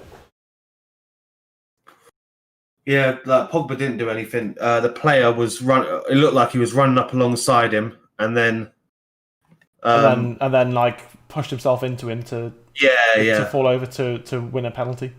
Yeah, simulate a foul basically. Yeah. That's a good ball. That's a good ball. And Greenwood's out on the wing for once. Good tackle for the Brighton player, that, to be fair. Thank God. I thought heart was in my mouth then. But as soon as I saw the replay, I was like, that's not a penalty, surely. But I'm glad the referee went and looked at it himself. Like, because they've changed the rules this season, so the referees have a lot more not power. Input, yeah. Yeah, the referees have a bit more freedom now to just go and look at things. Whereas last season, it was only if they were asked to look at something, which I think is stupid. But it's like, like if the screen's there, then why not look at it? Yeah, exactly. Yeah. This season is very much the screen's there. I'm going to go look at it. Yeah, look, see, he cuts in there. He cut, like that's. Did you book him? I don't know. I don't know if he did. Actually. No, I think what he did is pulled the card out because I think he booked Pogba when he gave the penalty, and I think what he did is scratch it off. Yeah. He went, actually, not a penalty. Good interception from Greenwood. Is Martial on the ball for once?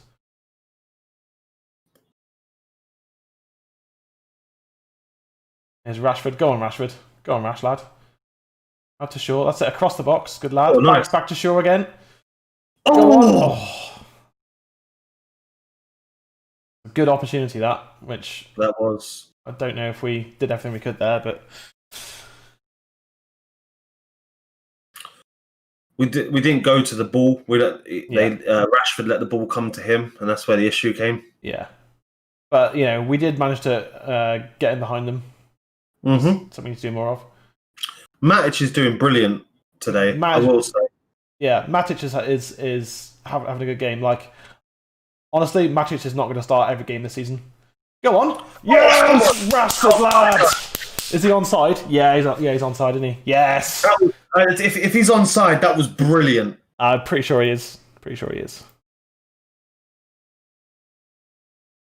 He looked offside to me. Right. I mean, they might have a VAR check.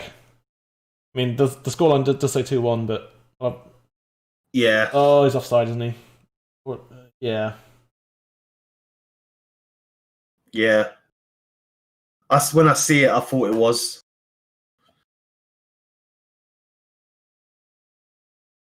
Yeah. Well, we're waiting for VAR to check it, I think, and that's going to be chalked off again. Offside. Yeah. But we're creating chances. We're cutting them open. Like, as much as I was complaining about Rashford, he's looked better in the second half already. It was opening like 7 minutes. Yeah, that was a brilliant finish. It was. But that's 2 goals that if Rashford had stayed onside, we'd be, I mean, Brighton may not have even gotten their penalty if Rashford had, if that first one had counted. By the way, dude, completely out of context of the football and the stream. Yeah. I love your T-shirt. Oh, cheers, man. I was very fortunate to see Pantera live when I was 13 years old. So jealous. Yeah, I also had Dimebag's signature Bumblebee guitar. Nice. When I was younger. Nice. Yeah. Sorry, I know that's really random. No. All right, yeah. Like you were saying about our front three looking pedestrian in the first half, well, they've looked much better already in the second half. Has Ollie brought out the hairdryer? I wouldn't say hairdryer treatment. I'm going to say hair straightener treatment. Yeah, maybe. Yeah, I think that's a bit more in line with the modern players, isn't it? See, like, I don't mind Pogba giving the ball away like that if he's trying to play it in behind and it doesn't quite come off. That's fine. It's when he's giving it away on the halfway line for no good reason that I get really annoyed. To him.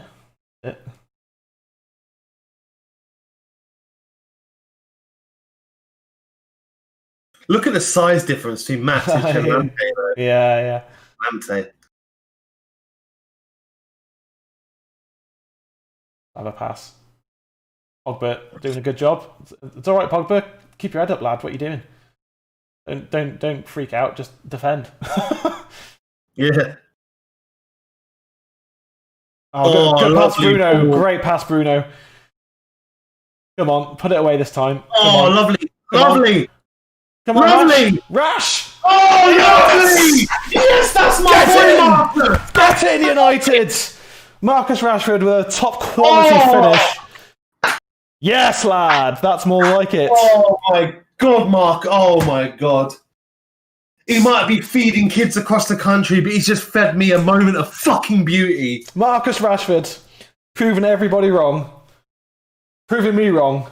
What was that? What was it at half time? He's not willing to get down that left side. Look at that. Oh. He just ran full pout, beat one, beat him again, beat him again. He beat the same guy three times. Put him on his ass, and then a bit lucky that it deflected in, but clinical finish still. Once, twice, three times a lady. And I'll beat my chest for that. Yes. Because we need this win. It shouldn't be, but this is a really important game for us. This is a really important game. It went off the players' arse, but we'll take them. Yeah. We need points on the board. And game's not over. Game's not over. No. But we are look at this. We've got our tails up. Got our tails up now. Come on, let's finish this game off. Let's finish this game off now. We need 2 more. That's one of the best goals I've seen Rashford score. I mean, the Chelsea one, you've obviously the free kick. You got to give credit to. That was like a free. That was a free kick. Ronaldo-esque. You can practice. Yeah, free kick you can practice over and over. That in a game setting. Yeah. Was it against Brighton where Rashford, or was it against Palace? I can't remember. Post lockdown where Rashford controlled it really well several times, and then I think it was against Palace actually, and he just put 2 defenders and the goalkeeper on their asses, and then just. I can't remember who it was against. But I remember what you mean. Yeah, for a moment there, I thought you meant Agallo's goal against Lask, where he's just no. Oh yeah, that was really good. I mean, it's currently at the scoreline that I predicted, but I definitely want to see more goals. Look at this, man. We've got our tails up now. This is much better. Good ball. Go on, Aaron. Go on, Aaron. Don't mind that. You've put in the effort, lad. That's what matters. Yeah. Put in the effort to try and beat his man. All right, so we're just over 10 minutes into the second half, and we've turned this game around now. I mean, I did also say that we'll probably concede first. Compatible device and relevant subscription required. Cool.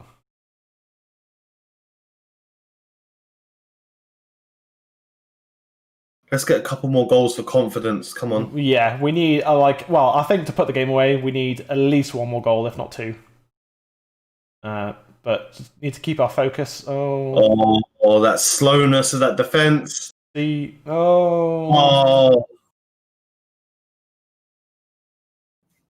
Nope.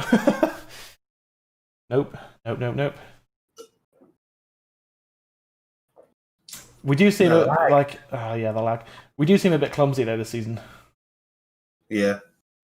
No, it's not a foul.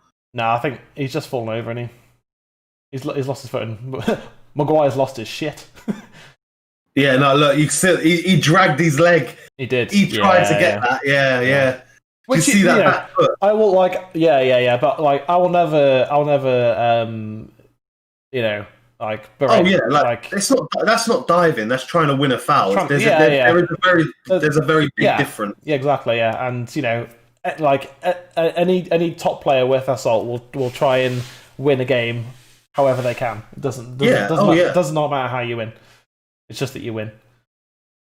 Which is why Holland tried to batter Spain in that final 2010. Yeah. Tried to just kick them off the park. Whereas Spain were just like, no, we're just going to like, while you slide in, we're just going to pass the ball, mate. Like, nothing you can do about it. Much better second half performance. I think the first half was okay. It was better than the whole game against Palace. And then, I mean, penalty aside, second half though so far very good. Very good. I think we look dangerous now. Yeah, whereas there was no real danger. I mean, we did score, but there was no real danger in the first half from us. Whereas now we scored via a set piece. We basically got not gifted a goal, but you know what I mean. Yeah. Whereas Brighton now look nervous in their own half. Yeah, which I've got to mute the stream again because the audio's gone out of sync. So okay, yeah. Which in the first half, Brighton looked very comfortable in their own half. Because now they look nervous and like we can force them into errors. Well, yeah, because now they have to come forward. So now we really do need Lindelof and Maguire to be switched on. I just realised I haven't had my camera on for ages. All right, and just everyone needs to be switched on. Like you see Pogba's in the back line there. That's it, out to him. Don't let him shoot. Don't let him shoot. Great save De Gea. With his foot, pushed it onto the post. He did, didn't he? Or did he not? No, he didn't. I think it just swerved past him. Did he touch it with his foot? Thankfully, there's no VAR for this kind of thing. No, he didn't save it. We got away with one there. We need to punish them by going down the other end now and scoring. And the fact is David De Gea's not too far off of his line there. That could have easily ricocheted back off of him. It could have, yeah. We were very fortunate about 3 times there. Man, you create your own luck, as they say. Yeah. I don't like this playing out from the back when they're pushed up so high. Ref, he's all over him. Yeah, thank you. I'm going to say, like, he's basically like hanging off his ears there. Okay. Do you know what? Actually, I've got one thing I find interesting about Bruno Fernandes. Yeah. Why does he have B Fernandes on his shirt? Because usually they only do that if there's a player with the same name, like G Neville, P Neville. There'll be a reason why. Yeah, maybe you just don't know what the reason is, but yeah. It's just I only just noticed that now. I just find it interesting. Yeah, you really just turn your camera back on. They turn it back off again. Yeah, I know. Honestly, I need to quit again. Yeah, you do. But it was easy. It was easy the first time, to be fair. So I know it'll be easy the second time. Once I get through this pouch of tobacco. Yeah. I'm back. My sister's just quit again as well. Go on. Believe it or not, the hardest thing to quit, and for anyone that is watching or does watch back, the hardest thing to quit out of everything that I've quit was caffeine. Yeah, no, I'm totally with you on that. I had to quit caffeine years ago as well. I was drinking so much tea and energy drinks and all that. Yeah. I was on 4 monsters a day at one point, and then one day I went to the shop. I used to go to Sainsbury's. Where my flat was, below my flat, right next door was a Sainsbury's, and they used to do 4 cans of Monster for $4.50, or something like that. And I had one of them, and I just started getting palpitations like crazy. Yeah. Like literally, I thought I was having a heart attack. Like you could see my chest beating through my t-shirt. Damn. So I spoke to the doctor, as you do, and they said, "Oh yeah, I think you're having caffeine intolerance." Yeah. So you basically need to stop drinking caffeine. They said that don't worry, there's no if you quit caffeine, there's no kind of there's withdrawals, but there's no kind of serious no. Not like people that are alcoholics that quit drinking that their organs can shut down and shit. Yeah. So I decided to quit caffeine. Yeah. And the only time I drink caffeine now will be the odd occasion that I have rum and coke. But even then, if I have 2 glasses of rum and coke, it sends my anxiety and my palpitations into frenzy. So I mainly drink decaf, or lemonade. And Honestly, but though the first 2 weeks of not drinking caffeine, I was one of those people. I'd wake up, have a coffee and an energy drink at the same time. Wow, that's crazy. It was bad. It was really bad. Yeah. But I remember the first 2 weeks, I was an arsehole. Yeah, honestly. yeah. I mean, like, I quit caffeine when I was working at Little Chef, and like I used to have an energy drink so I could do the walk to work because it was like a 40-minute walk. Yeah. So I'd smash like a Monster or whatever, walk there, and then I would have the energy to get through the shift because like all the caffeine had worn off and I was just on my normal energy. But then I quit because I just couldn't sleep anymore. Yeah. So I was like that. Yeah. It was offside, lol. And yeah, just like after a few weeks of that, I just felt better. It's just like I feel better now. Like this is like Pogba's coming off for Fred, so getting a bit more energy midfield, and I think Pogba's fitness isn't quite there still. I reckon I was right. What's that? Because even though that they've changed Pogba for Fred now, yeah. I do think that Van der Beek will come on for Fernandes. Yeah, I think the yellow card. I agree with that. Yeah, and I think Fred gives it that a little bit more defensive side as well. Yeah, but going back to the funny caffeine stories. yeah. Even to this day, when I go into like a petrol station with Emma or go into a supermarket, if I see a Mountain Dew I always like the Valentino Rossi, the yellow monsters. Yeah. If I ever see those, I'm like, I want to get one of those so bad. But I know that even one sip of that, and my heart's going to go. yeah. Like imagine bloody fucking drummer from Pantera. Obviously, it's Carol. Vinny. Like imagine him on the double bass pedal. That's my heart. Yeah. Like it's just not worth it. But no. I'm really surprised actually that there isn't any like really readily available like decaf versions of Monster. Yeah. Because there isn't. There's no sugar. There's zero sugar versions, but there's no decaf versions. Because I just like the taste of it. It's the same reason I drink beer. It's like I don't drink it to get pissed. I drink it because I like the taste. It's refreshing. The referee's like, no, keep playing. What are you doing? Play to the whistle, mate. Play to the whistle, mate. Yeah. Don't look at me. Look at the ball. What are you doing? That's what we was always told when I was younger. Yeah. Play to the whistle. Play to the whistle, man. Well and short. Even more so now since VAR as well. Like, if the linesman flags for offside, still shoot, because if it gets overruled, that still counts as a goal. Yeah. As long as I think the rule is as long as the keeper makes an effort. Yeah. And the defense make an effort. If the players if it's flagged and it stops, I don't think they can give it a goal. I'm not sure how that works. I don't know. Because if the ref no, that's right. If the ref blows his whistle for the offside, then it cannot be overruled by VAR. Right. So I knew it was something like that. Yeah.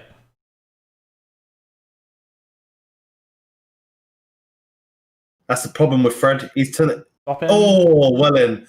That's the problem with Fred. He's a brilliant player, tenacious, always got high work rate, but he's so slight, so small that he just easily gets knocked over. Yeah. Watch. Sit down, Fred. And I like more plays a tank as well. So, oof. Go on to Greenwood. Oh, lovely. I would have played it to Greenwood. Oh my god. Martial's touch this season has been awful. Honestly, like the amount of times I've seen him like go for a step over and he just kicks it against himself and gives the ball away.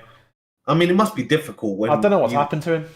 Well, I know what's happened to him. Is that in the Crystal Palace game? Here's a fun fact: that De Gea had more ball time than Martial did. Yeah.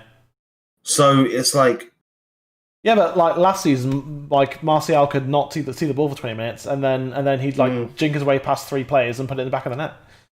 Whereas this season, he gets his like 20th touch of the game, and he just dunks it against his own shin pad and falls over. It's just like, oh no, Tony, what's happened? I'll tell you what, I will be really interested to see though. Yeah, is this season's high scorers. Yeah, where they place. Compared to last season, because like obviously Heung-min Son, yeah. Jeff, yeah. Jeff, yeah. is my name, Jeff. Yeah. Is doing it obviously on fire. Scored 4 goals and stuff. yeah, crazy. And Harry Kane's got the odd goal here and there, and it's like same with like Rashford. And I'm just wondering whether like, you know, Spurs' front three is always very heavily rotated. You know, between Lucas Moura, Harry Kane, Bale when he comes in. It always has been very heavily rotated. So the tiredness, like honestly, I think that people seem to think this is going to be like a normal season, but I reckon by Christmas, every player in the Premier League is going to be fucking knackered, mate. Yeah, well, I mean, like I think this season more than any other, it's really important to get fresh players in, especially players from other leagues. So, like the German league finished ages before the Premier League. Yeah. It's just like, you know, getting someone like Sancho in, who's full of it, who's good, and you know, look at the it's not. No, you look like you got the ball. Yeah, and like just look at the energy that Donny has, because I mean, you know, the Dutch league did like once lockdown happened, they cancelled the league. I know. But yeah, man, it's just I don't know, crazy. There's a penalty check. Actually. Yeah, I think he's lucky. I think he's been lucky to get away with that. Yeah. I've seen him, I've seen him been given. Yeah, I was gonna say like it's not a Stonewall penalty, but I've seen him given. One of those that's slightly harsh, but also is kind of technically is a penalty. The Crystal Palace penalty, that handball was really harsh. Yeah, but that's just the way the law is working this season. They're just going with a blanket law rather than like. But the rule is as well with fouls is that if there's no attempt to play the ball. Yeah. And it's a clear foul, then they have to give the same foul they'd give on the halfway line as they would in the penalty area. Yeah, that's a big issue with sport. Oh fuck! Thank fuck it was Lamptey. It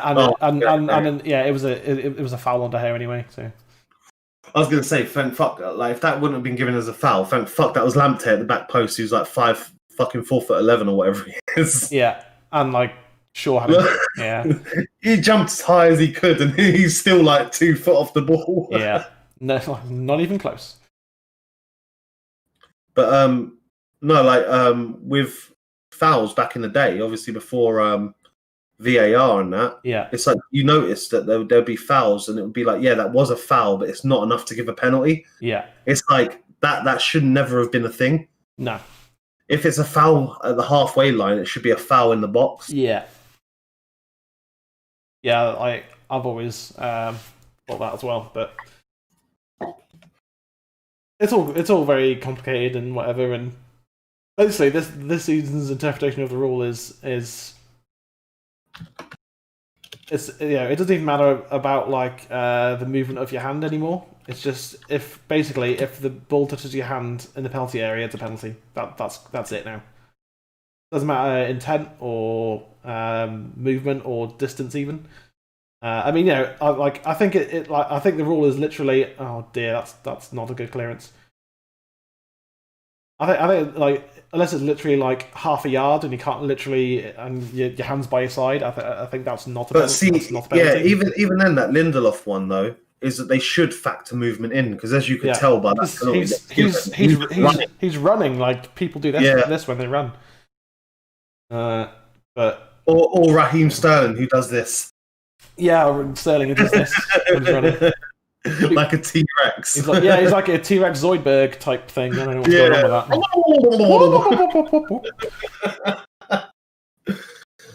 that. I'm a doctor. I'm a doctor. I'm a doctor. Excellent. Yeah. But like that foul there on Shaw, when Shaw was, you could argue, was pushing his way into the opposition player. Although he was holding him a bit, so but still, like you could see the kind of similarity between that and Morpay, who went down under Harry Maguire earlier. That could have conceivably been given as a penalty. Yeah, but wasn't. And I think that looked like a similar thing, but this one was given. Although this one there was some like shit pulling, but similar. But yeah, I don't know. I just as long as like with any rule, as long as there's consistency, which so far there has been, because the other similar-ish handballs have been given as penalties already this season. So if it's, there was times last season when we were watching games, because as some people don't know, me and you were watching games together. Yeah. After lockdown, and then we decided to start the channel. It's like, but Man United got called Varchester United, which is fair because there's a few that I kind of thought to myself were a bit dubious, Yeah, for sure. And I thought we got lucky.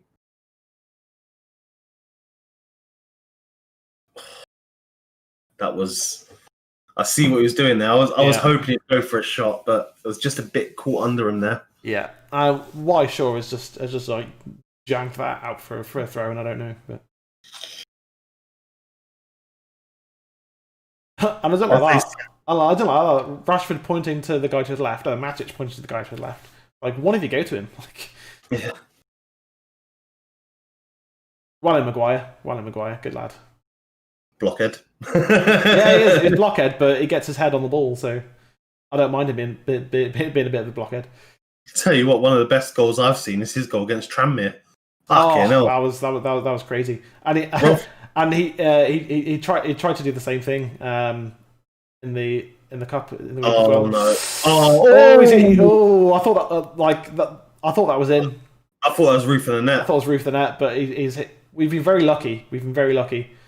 This is knife edge shit, man. This is really...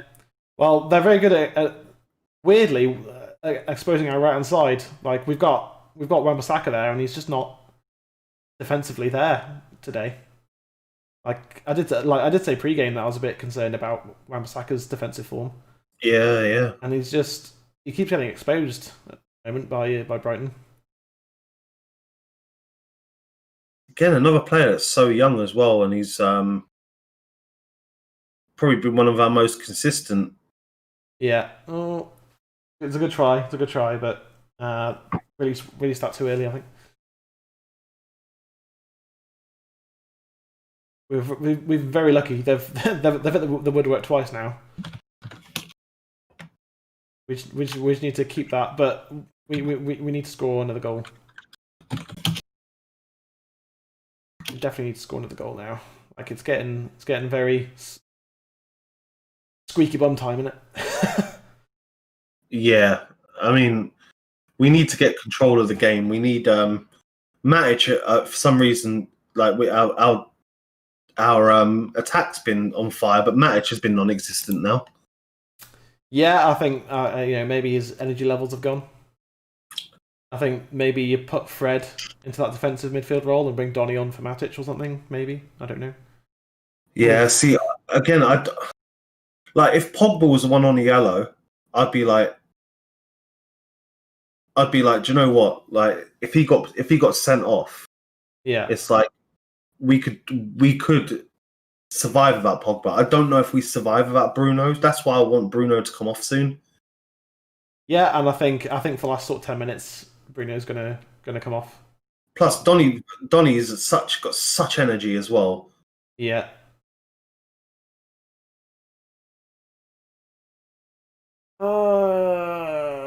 Wan-Bissaka, you got to cover your wing, mate. Yeah. I don't know why you're standing in the centre back position. Good stuff, Bruno. Good pass. Rashford this time. This touch let him down. We need to calm everything down. We need to just get hold of the ball and keep it. Although Brighton, are going to make. Oh wait. Aren't going to make it that easy, are they? What's that? Oh, and Matic is still on. I was like, is Matic even still on? Yeah. I've just seen him now, but it's just like, because usually he's the one to calm the tempo down. Yeah, but I mean, he's because we've been playing counter attack. He's not been getting on the ball. He's just sitting in front of that back line. Yeah. Which is, I'd rather not see Matic because we're up the other end. You know what I mean? Like, I'd rather see that. Oh yeah, 100%. Go on, Tony. Good touch. Yes, good touch, lad. Oh come on. Oh what? He should have brought that back for the challenge before that, because that was definitely a foul. The first one, the second one, he got the ball, but yeah. Good header, Lindelof. Is it good enough? Oh, what a block, Wan-Bissaka. Good lad. Oh, 10 minutes to go, and I am creasing left, right, and centre. I'm more creased than a crumply bit of paper, mate. That's how creased I am right now. So right now, good block. Right now, who would you deem would be your player of the game so far, man of the match, so to speak? Man of the match.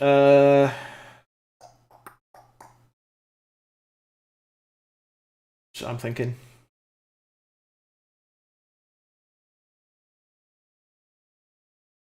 I mean, Harry Maguire's not made any mistakes. He scored a goal. Yeah, I mean, I would say that definitely Matic has a shout. Yeah. Oh, lovely. Good pass. I mean, you can't say Bruno really because he gave away the penalty. That's a tough one. Like, no one's really stood out that much. Yeah. Like, who set up the second goal? Oh no, it was just Rashford by himself, wasn't it? It was I think the Bruno pass, wasn't it? I think so. Pretty much done all by himself. I mean, maybe you could argue Bruno then because he's got 2 assists. Yeah, I mean, Bruno's definitely in a shout. Rashford, brilliant goal, but he was just non-existent first half. Yeah. Here comes Bailly on for Lindelof, probably, hopefully. Okay, well, I mean, in terms of Bailly, maybe he's just not fit enough to play 90. I reckon it'll be. Do you know what? I wouldn't be surprised if it's Bailly for Fernandes or Bailly for Matic and going 5 at the back. Yeah, maybe. Like, Brighton are causing us a lot of problems. Yeah, this is better. We just need to keep the ball. Like, we're in no rush, you know. Yeah. I mean, it's sad to say it because we're playing against Brighton. I mean, Brighton are good. Don't get me wrong, but it's not like we're playing against Man City or Chelsea, you know. No. But that was just a bit unfortunate there for Greenwood. Bounced off him twice, I think, didn't it? Bruno's the only player that you can that I see in football that you can blink and 1 minute and he's at the bloody he's in the 16-yard box of the opponent, and then blink and then he's in your own box defending. Yeah. Oh, come on. Yeah, we're just getting some maddening buffering now. Yeah, you're probably gonna have to refresh the stream.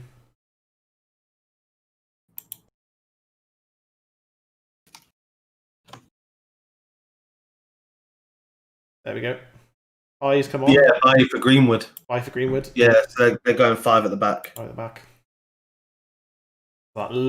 So we got Bailly on the right and Lindelof on the left and Maguire in the middle. Looks like.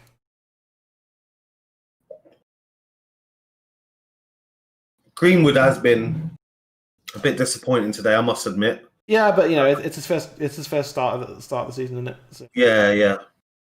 I mean, in the Premier, did he start? I can't remember who played against thingy. Preston, was it Preston? No. Luton, that's it. I knew it was a ton of some kind. Greenwood started the Palace game as well. Oh, he did. Sorry, yeah. Oh, lovely. Martial, the goalkeeper gets there. Oh, he's offside anyway. His touch again just seemed really Lukaku-esque, like really spooky. Yeah, like really good pass, full touch. I think he's just lacking that sharpness at the moment. I mean, that was evident against Palace because his movement was just he didn't. He was basically a statue. Yeah. So I don't know what our formation is at the moment. Is it Bruno on the right? No idea what's going on. There you go, Bailly winning a header. Yeah. That's his job. Yeah, looks like I've got Bruno on the right. I think we're playing just a 5-3-2. 5-3-2. I think that maybe Bailly didn't start today, or actually no, it's a 5-4-1. I think we're playing. Maybe. Yeah. But no, I think Bailly probably didn't start today because he must still be trying to get back to match sharpness. Yeah, I think I think that's fair. Maybe Victor is just like much fitter, much sharper right now. And Solskjaer just knew that Bailly couldn't play 90 minutes, so he didn't. Whereas he could definitely play 10 minutes, and I mean I predicted 2-1. Hopefully we don't. Hopefully it doesn't get any worse than that. It'd be a good prediction. Yeah, right. So because you were closest with your prediction last week. Yeah, but the wrong way around. Yeah, wrong way around. Yeah. Like you had the right scoreline. Well, almost. You had 99% of it right. Just not the scoreline, and because you said 4-1, it was 3-1. 4-1, yeah. And it was Palace rather than United. We're just cycling around trying to find a stream again.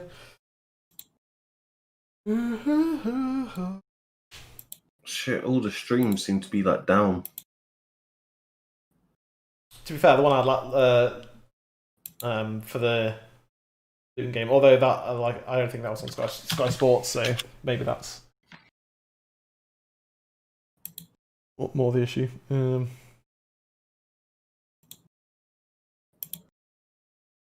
It's from 2 upwards.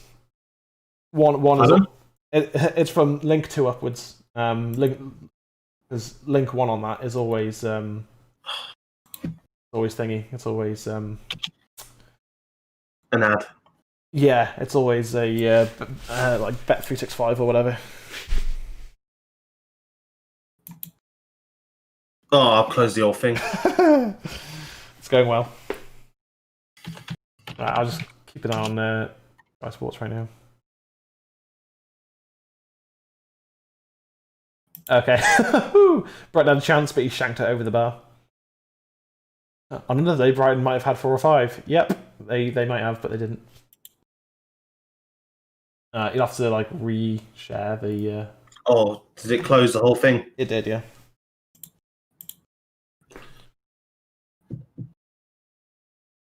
It's moved everything. Go back. There you go. Oh, come on! It's the last 4 minutes. Or 3 minutes. Yeah, I'm just keeping an eye on Call Center. Cool. Technical issues. The one you were just on, like you didn't press the play button. Yeah, because usually if it works, it starts first time. Oh, maybe not. There we go. I'm a liar. Oh, actually, we're a bit behind. This is going to freeze again. We saw this on the last stream. I guarantee it's going to buffer. There you go. That means the stream's gone down. It's a goal kick, United. Bailly throws himself in front of another Brighton delivery. Eventually goes out for a corner, but Dunk is adjudged to have got the final touch, so it'll be a goal kick. But it looks like to come off the back of Martial's head. Oh. What's the timer saying on the stream at the moment? 41, 42. Yeah, that's about right. Oh, yeah. There it is. There's the... yeah, it probably should have been a Brighton corner, but I don't care.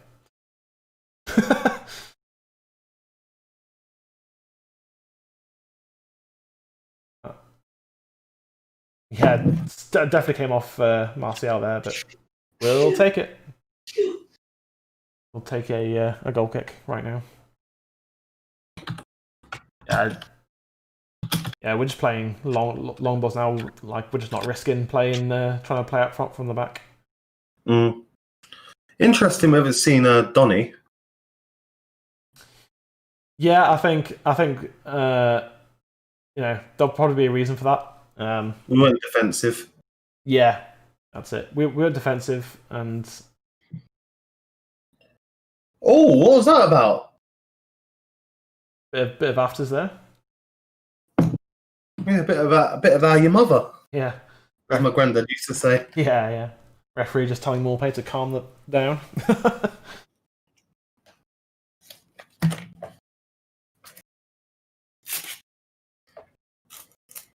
Yeah, I'm watching the game and watching in Score Centre as well. Score Centre. Don't give anything away if we're a bit behind. I won't.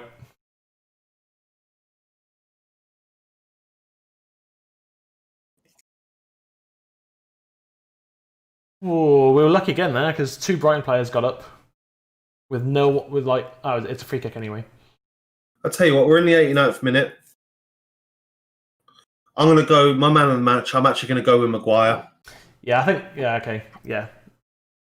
I think Maguire's been excellent today. He has. He's been commanding as well. Yeah. And also he got a goal, which is good to see. Yeah, and he got a goal. There he is.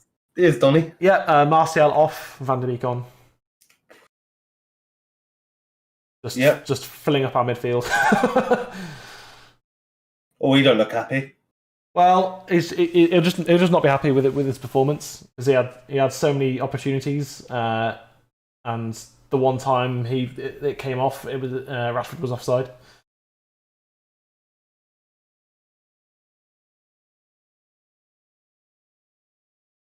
But I think Victor's had a better game today, which I kind of didn't want to see in a way, because that means he's going to hang on to his spot probably because he's played well. Like he's made quite a few clearances and blocks and stuff, and I mean, I don't want to see it because I want Victor Lindelof to play well for United. Of course I do.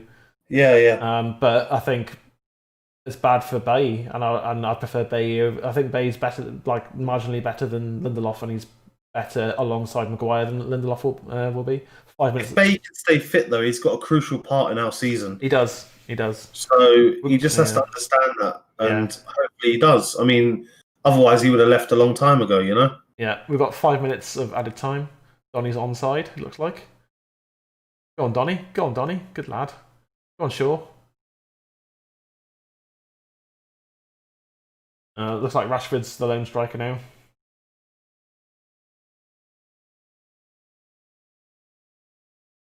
We're still keeping the high press, which I do like to see, but one of the Brighton players has gone down, hurt himself apparently.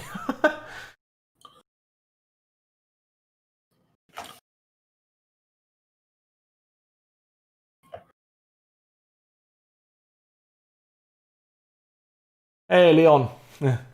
Leon's back in chat. The guy I was talking to last time out. You've missed most of it, Leon. Hey, Leon.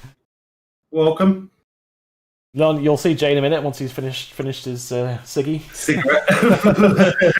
It's been that kind of game, mate. Oh yeah, it's been stressful. I mean, it could have been 5-5. You know what I mean? It could have been that. I mean, Brighton have had some.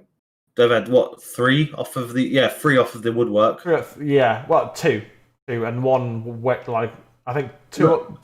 Trossard hit 1. Oh yeah. Then they had the one off the bar, and then they had the one from Mapai. Yeah. So they've hit the woodwork 3 times. We were okay in the first half, much better in the second half, at least for the first half of the second half. But now Brighton are throwing everyone in. Oh, Last dear. chance. Oh dear. Oh, nice save. What a save. Mad. Yep, completely mad. Mad game. Unbelievable save from De Gea, that. Good. Oh, that was nice by Fred. Was excellent from Fred. That's a good ball to Donny. That's it. Donny's not just like yeeting it, trying to smash the ball 40 yards. Yeah. Oh, lovely. Is he onside as well? What? No, he's offside. Excellent save from De Gea, though. Excellent save from De Gea. That is. It is definitely a good save, Yeah. but it's also a very bad finish. Oh yeah, it is. It was straight down the middle. Yeah. But then again, he turned and just hits it. whacked it. But like, I just like the way that De Gea makes saves. He's always been very good at that. Very good at that. He's very reactionary. Yeah. He's quick enough to always pull it off as well.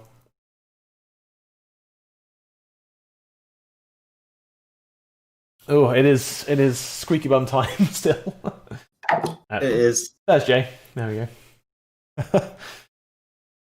Have a good one, Leon, mate. Look after yourself. See you, Leon. Cheers for popping in. I appreciate you. We'll catch you soon, man. Oh, and then there's Maguire. Yeah. A good old blockhead getting in the way. Blockhead, yeah. I mean, in the context of the season, I'll definitely take this result. Yeah.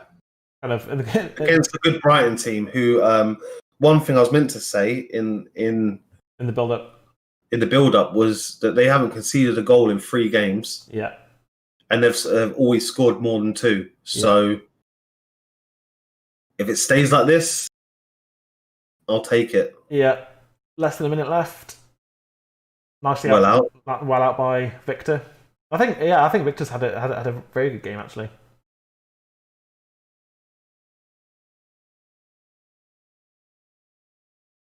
No. Oh.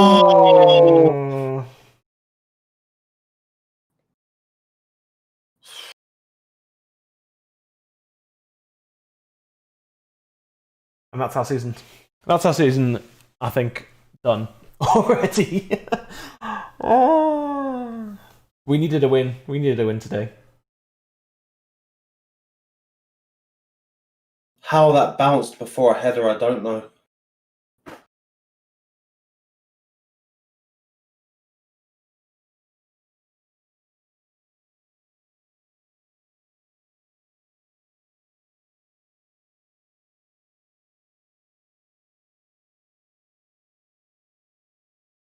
But he missed it. Yeah. Well, I mean, the cross shouldn't have come in. No. Good header. Well, it was a chest, wasn't it? Was it a chest? No, I don't know. It looked like a head. And again, just like we didn't buy a centre back. We didn't buy off of Meccano. Mm.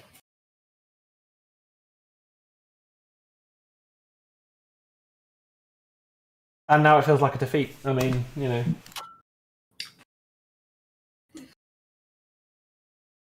I think it's got every chance of carrying on like this, and then Ollie gets sacked, and then we're just back to square one again. But it doesn't matter who your manager is if they don't get backed. Yeah.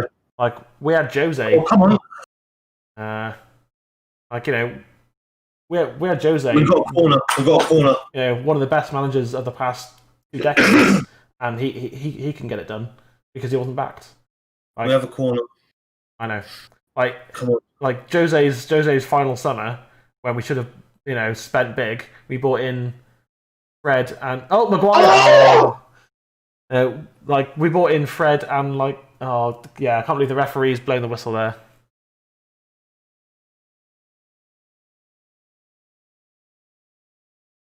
Oh, it's all kicking off now.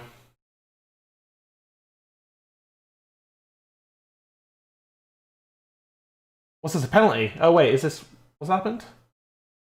Maguire's claiming handball.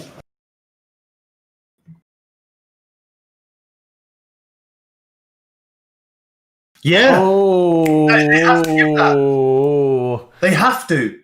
Surely. They have to. If Lindelof's one was a penalty, they have to give it. That's a penalty. That's 100% a penalty. Yeah, the referee's going to look at it. VAR. Oh. Welcome to United fucking Weekly.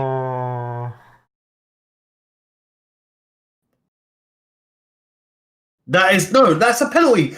He's got his hand up. Yeah, like he's got his hand up. He fucking punched the ball. Like, volleyball, it's football. He like attempted to Superman punch the ball. The referee's gone to look at it himself.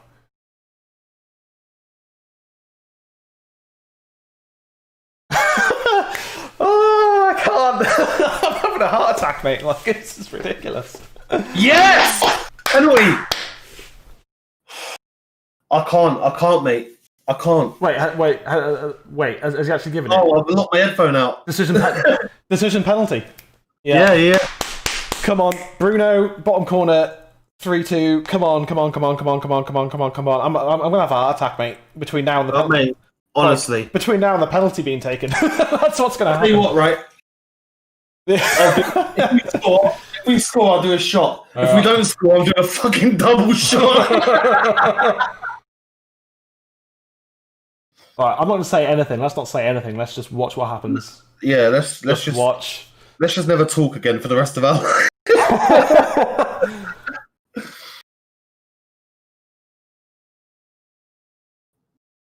I mean, by the letter of the current law, that's a penalty.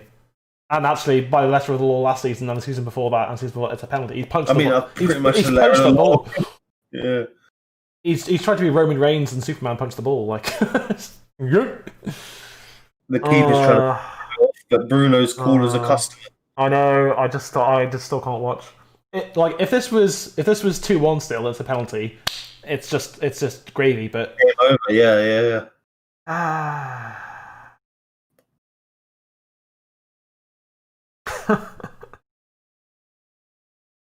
Shoot me, Jay. Just shoot me. Pardon me. I think we're very fortunate to even be in this position. Yes! Get in there! Bruno Fernandes! Oh, we needed 3 points today. We so needed 3 points today, man. And, we can celebrate the win for about 2 minutes. We've won. Glorious victory. Final score. That was the last kick of the game. They can't argue with that. I can't argue with that, no. And, I think Brighton deserved to win, quite honestly. Though I think... No, I don't think... I think it deserved to be a draw. I mean, I went with 1-1 with my score prediction. 2-2. I went with 2-1 and ended up 3-2. 5 minutes ago, it was 2-1 to us. Like, what happened, Jay? Yeah. What just happened? Madness. Complete madness. This doesn't paper over the cracks, though, unfortunately. No, it doesn't. It just doesn't. And Victor Lindelof needs to be on the bench, and Bay needs to start next week. Like, 100%. I don't know why everyone's yelling at the referee. Like, he's just following the letter of the law, and so I think what they're probably saying is that we were over stoppage time. This was Fergie time. Yeah, but like they celebrated their goal for 40 seconds. That 5 minutes is the minimum time. The referee can add on more. Yeah, so they celebrated their goal for 40 seconds. Yeah. In that 40 seconds, we got a corner. The referee cannot blow the whistle. Look on Bruno's face right now. He's not happy. Yeah, man, because what a penalty, though. What a penalty. Great penalty, but Bruno's not happy because our level of, we almost didn't win that game because of more defensive incompetence. That penalty, if that's soccer AM, that's top bins. It's top bins, yeah. It is top bins. It's top bins, mate. Yeah. And I like that Bruno changed it up as well, because so often he goes bottom left, doesn't he? He goes bottom left most of the time. This time, top right, bang. Man of the match, Bruno. He had a hand in all 3 goals. Scored one, set up another, and played it to Rashford, who then skinned the one defender 3 times and put it in the back. Last minute of the game, we turned off. Our defence turned off, and they scored. And I can't give man of the match to a defence that turns off. Sadly, no. I mean, Maguire wasn't to blame for that equaliser. No, he wasn't. But that ball should never made it to the back post. We had 5 defenders and 4 midfielders on the pitch, and still a cross came in, and still it went in the back of the net. Show me a game. Let's hang on. Let's watch the highlights. Yeah, I was going to say, show me a game in the next 5 or 6 weeks where someone can score a header at the back post after it bounces. Yeah. Like, that shouldn't happen. It's because we all got sucked in towards the ball. Again, shouldn't happen. Yeah, no, it shouldn't happen. And it's because our defence isn't good enough. Brighton deserved a draw. They did. They did. They did the woodwork 3 times. Yeah, they outplayed us for large portions of the game for sure. But at the end of the day, we're Man United, and we always go to the end, even if we're like look at the game in Paris. We were we were nowhere near. We even went a goal down in that game, and we still managed to win. And I think the difference between the team under Jose and the team under Ollie, the team under Jose, barring the Juventus game where we magically won in Turin, which again we were very lucky in that. But I think Ollie instills the never give up, never say die, never give up attitude. And the idea of VAR is good, and it should be in the game. But it's that goal by Rashford though. Oh, that goal by Rashford was ridiculous. But it's just not being executed well. Still, there's still major issues around VAR. Oh yeah, 100%. Yeah, a bit of passion from Ollie. Good to see. I'm glad. And so second time, and then the third time when the lad here it is now where he smashes it. Where he smashes it against the woodwork. Against the woodwork, bang. 3 times. I mean, we were very fortunate. We're even more fortunate in like the dying moments there to win the game. I think I thought a draw would have been fair, but also just another poor result, another very poor result for us. I'll tell you what, this isn't like a call out or anything, but no. I remember during that bit of play there where before where Lindelof heads it, and the player gets it. That was a poor clearance. Now looking back at it, it was. You basically put that in. You've headed that behind yourself. Yeah. Not thinking about who's running on the back post. No, that's it. And before that, like Victor has and look at this. Sorry, but Maguire should have got forward there to try and get that away. Like again, I say this clearly, is that no goal should ever be scored by a header at the back post after a bounce. No, like it's just. So I think the referee was going to blow with full-time whistle there, and Maguire's gone. And Maguire's gone. He did. Okay, and Maguire's gone. It's a handball. It's a clear handball. The referee blew for full time. Okay, that's why they're arguing, because he blew for full time. Because obviously you don't have the audio on, but I did. No. He blew for full time. Yeah, but then it was like, because they can take the play back. Yeah, even after full time. The only thing they can't do is if it's an offside and they blow the whistle. Yeah. That's the only time VAR can't interfere. Yeah. If they blow for full time, but there was an incident just before it, they can take that back. And I think that's what Brighton fans, they should feel hard done by. That's absolutely. Absolutely. But the letter of the law, you can't deny that was not a clear handball. Yeah, it was. Yeah, it was clearer than Victor's last week. Like, but all this has done, is bought us a bit of time, really. Yeah, all it's done is it's topped up the energy bill. Like if this was Man City, we're losing 5-0, 5-1. Do you know what I mean? It's like and we've got some big games coming up. Yeah, I mean we got Spurs. Oh, just post.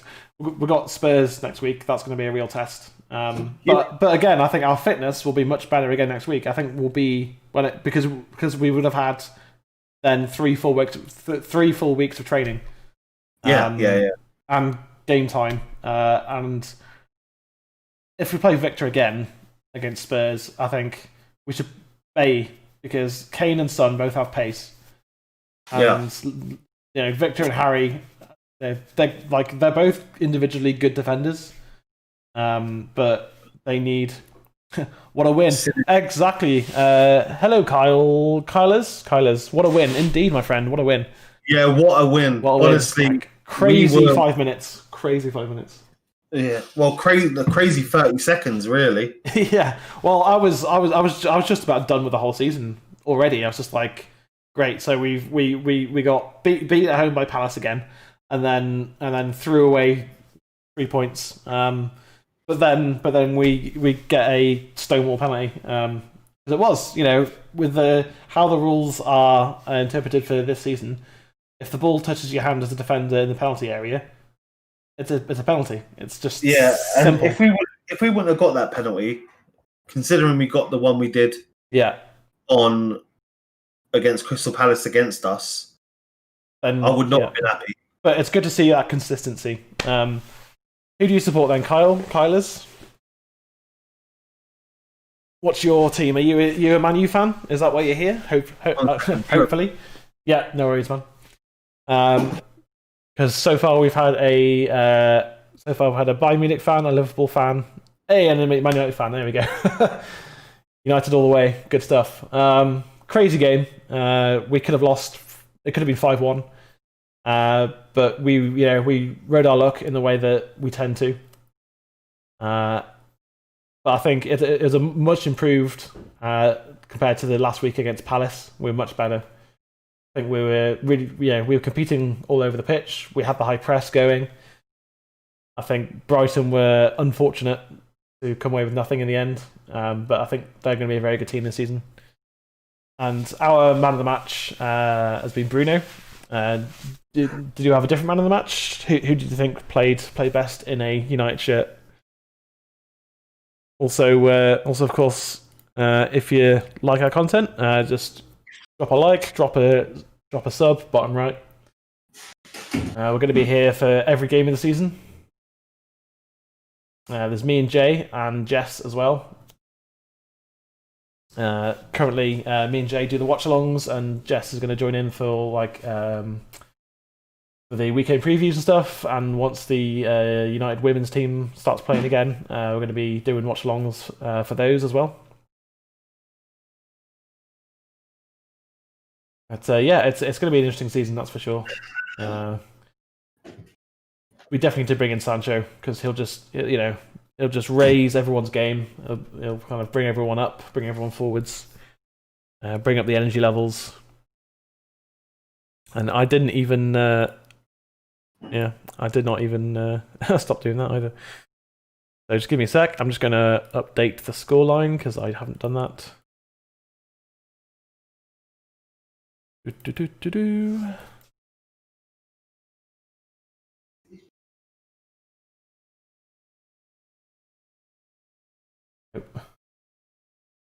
3-2 in the end. Solid performance. I think we were sort of fortunate to come away with. Well, we were very fortunate to come away with all 3 points. That's for sure. I think it's going to be a long and difficult, complicated season. Less so if we buy Sancho. I think Sancho will make us so much better.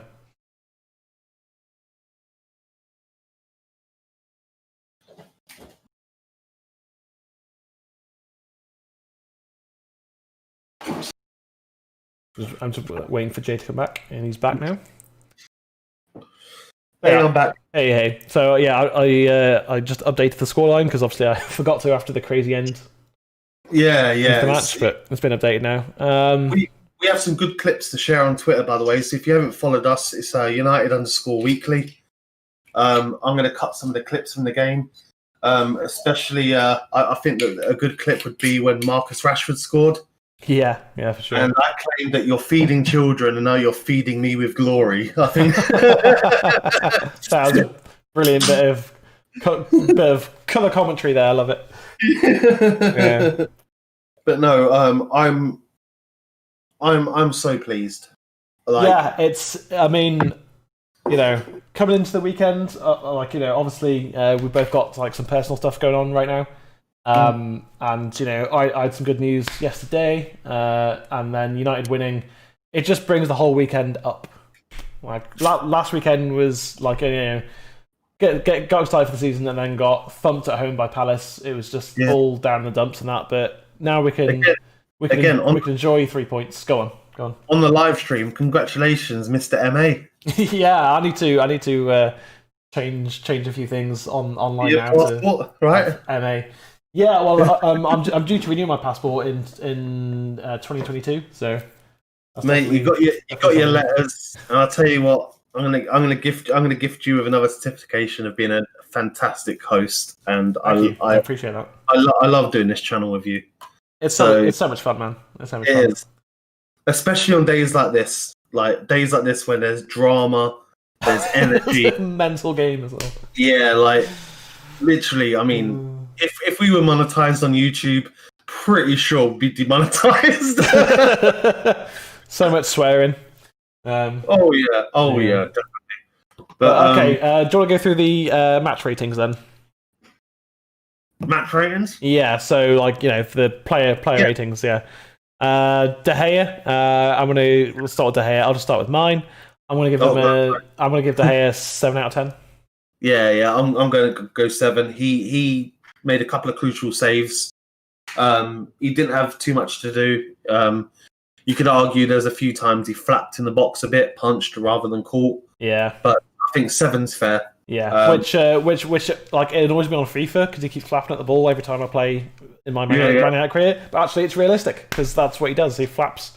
It's like it's the weakest part of his game is controlling his box. Okay, so let's start right back. Aaron Wan-Bissaka, what's your rating? I'm gonna go 5.5 to 6. Yeah, I think he was better going forwards today than he's been in the past. I think he's getting that kind of overlapping and playing in the opposition half. He was better in the second half than he was the first. Yeah,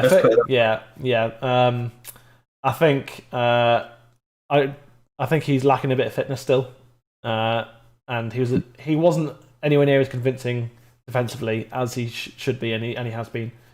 Yeah, I think he had an average game. So yeah, I'll give him a 6 as well, and 6 is average. So yeah, we'll give him a 6. Yeah. He didn't really do anything too majorly wrong, but he didn't do too much right either. So yeah, it seems fair. Yeah, there were several times where they were down our right, down their left, and he was nowhere to be seen. And I think maybe he's gotten a bit too aggressive at times, and he's still learning the attacking part of his game, and he needs to learn when to go forwards, when to come back. And the one advantage he's got is that he's very quick, obviously. So he can get back, but there are a few times today where he didn't. That causes problems. He just needs to keep that defensive part of his game up. Victor Lindelof, what's your rating? 6. Yeah, I'll give him like 6.5. I thought he made some crucial interceptions today. Blocked a shot as well. He did okay, but he did make a bad error that almost led to a goal. Yeah. So and he was sloppy with his passing from the back as well. Yeah, he was. Yeah. But I'll give him a 6. He didn't do anything that nothing horrendous. Nothing horrendous, but nothing like there's like with a decent centre back partnership. They wouldn't have got in half the positions they did because if you remember, or as you know, they hit the woodwork 3 times. Yeah. And that's because all of the players got sucked in, and I think Lindelof as the right-sided centre back should be. They shouldn't allow that amount of space in the penalty area. No, and it was made very obvious as well that Maguire and Lindelof don't have any pace, and several times we were exposed because of that lack of pace. Like early on, I think you made a comment when the ball was like a yard in front of Maguire and he didn't get there. Like if Bailly or Twanzebe or Mengi's there, they probably make that or at least make a tackle. They've got that explosive pace, whereas Maguire just try as he might, he was running in cement, and it didn't manage to get anywhere. Agreed. Yeah. So moving on to Maguire, then, I'll give my rating as a 7. I thought. I was going to say 7 as well. Yeah. He made a lot of crucial headers, most of which were unchallenged, but. But yeah, he made a lot of crucial intercepting headers. He got forward well. He's good at putting his foot in. But again, as I said, kind of pre-game, if he's got someone quick next to him, he moves further up the pitch.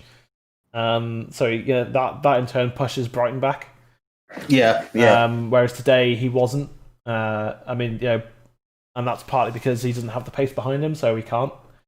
And I think Maguire, with someone with pace next to him, he gets that confidence to just push forwards more because he knows he's covered in behind. 100%. Yeah. Yeah. So we both at the same rating. Luke Shaw, that's an interesting one. I'll give him a 6. Yeah. I think, nothing special, nothing awful. Yeah. I mean, he was better going forward than he was defensively. Yeah. But even then, it wasn't anything spectacular. But no. I'll have to say a 6. I mean, to me, you could say like a 5 is. To me, a 5 is kind of like just below average. Like someone coming on 70 minutes. Yeah. But he played the full game, and I'll give him a 6. Yeah, 6 as well. Matic, I'll give a 6.5 to 7. He was better in the first half than the second. Yeah. He definitely slowed things down. But I think probably 6.5. Yeah, I think about 6, somewhere between 6 and 7 for sure. Yeah. He did his job well. He sat in front of the back line. He was actively chasing. If they were down our left, he was on the left helping out Shaw. But on our right, I mean, a few times he was our right back because Wan-Bissaka was pushed up the pitch. Yeah. And he filled in over there. So I think somewhat 6 or 7, something like that. He did okay. Pogba, 5. Yeah, I think you could argue in the first half, I think he had a decent game and he was headed for a 6, but the second half, not quite so good. I think that's why he came off. I agree with him being taken off as well. I think that the next game we do need to start Donny. I think. Yeah, Donny's. And I'm going to also, just to preface, it's not that I think Pogba played bad. I just think that the guy had coronavirus and just isn't up to speed yet. He's not match fit, but Pogba's always someone that takes time to click into gear, like. Yeah, exactly. So, I'll give a 5 for Pogba because I just think he was disappointing. Yeah, he was. But he's just recovered from coronavirus. He's not match fit, and I think. Yeah. Again, as I said before the game, the only way to get someone to match sharpness is to give him game time. Really. Yeah. Resting players doesn't do a whole lot, unless they're injured, obviously. I'll give Pogba a 5 as well. Mason Greenwood, I'm going to give him a 5. I'll give him a 5. He had a couple of good opportunities, disallowed goal. Yeah. I'll give him a 5. Yeah. I think he was okay. He wasn't just there to fill in the shirt. He did work hard, but didn't see enough of him. I don't think to. I'm just checking that because the screen might be messed up now that the stream's gone. I think we're okay. Actually. Oh no, it has messed up. Give us that. I've got to reposition us now.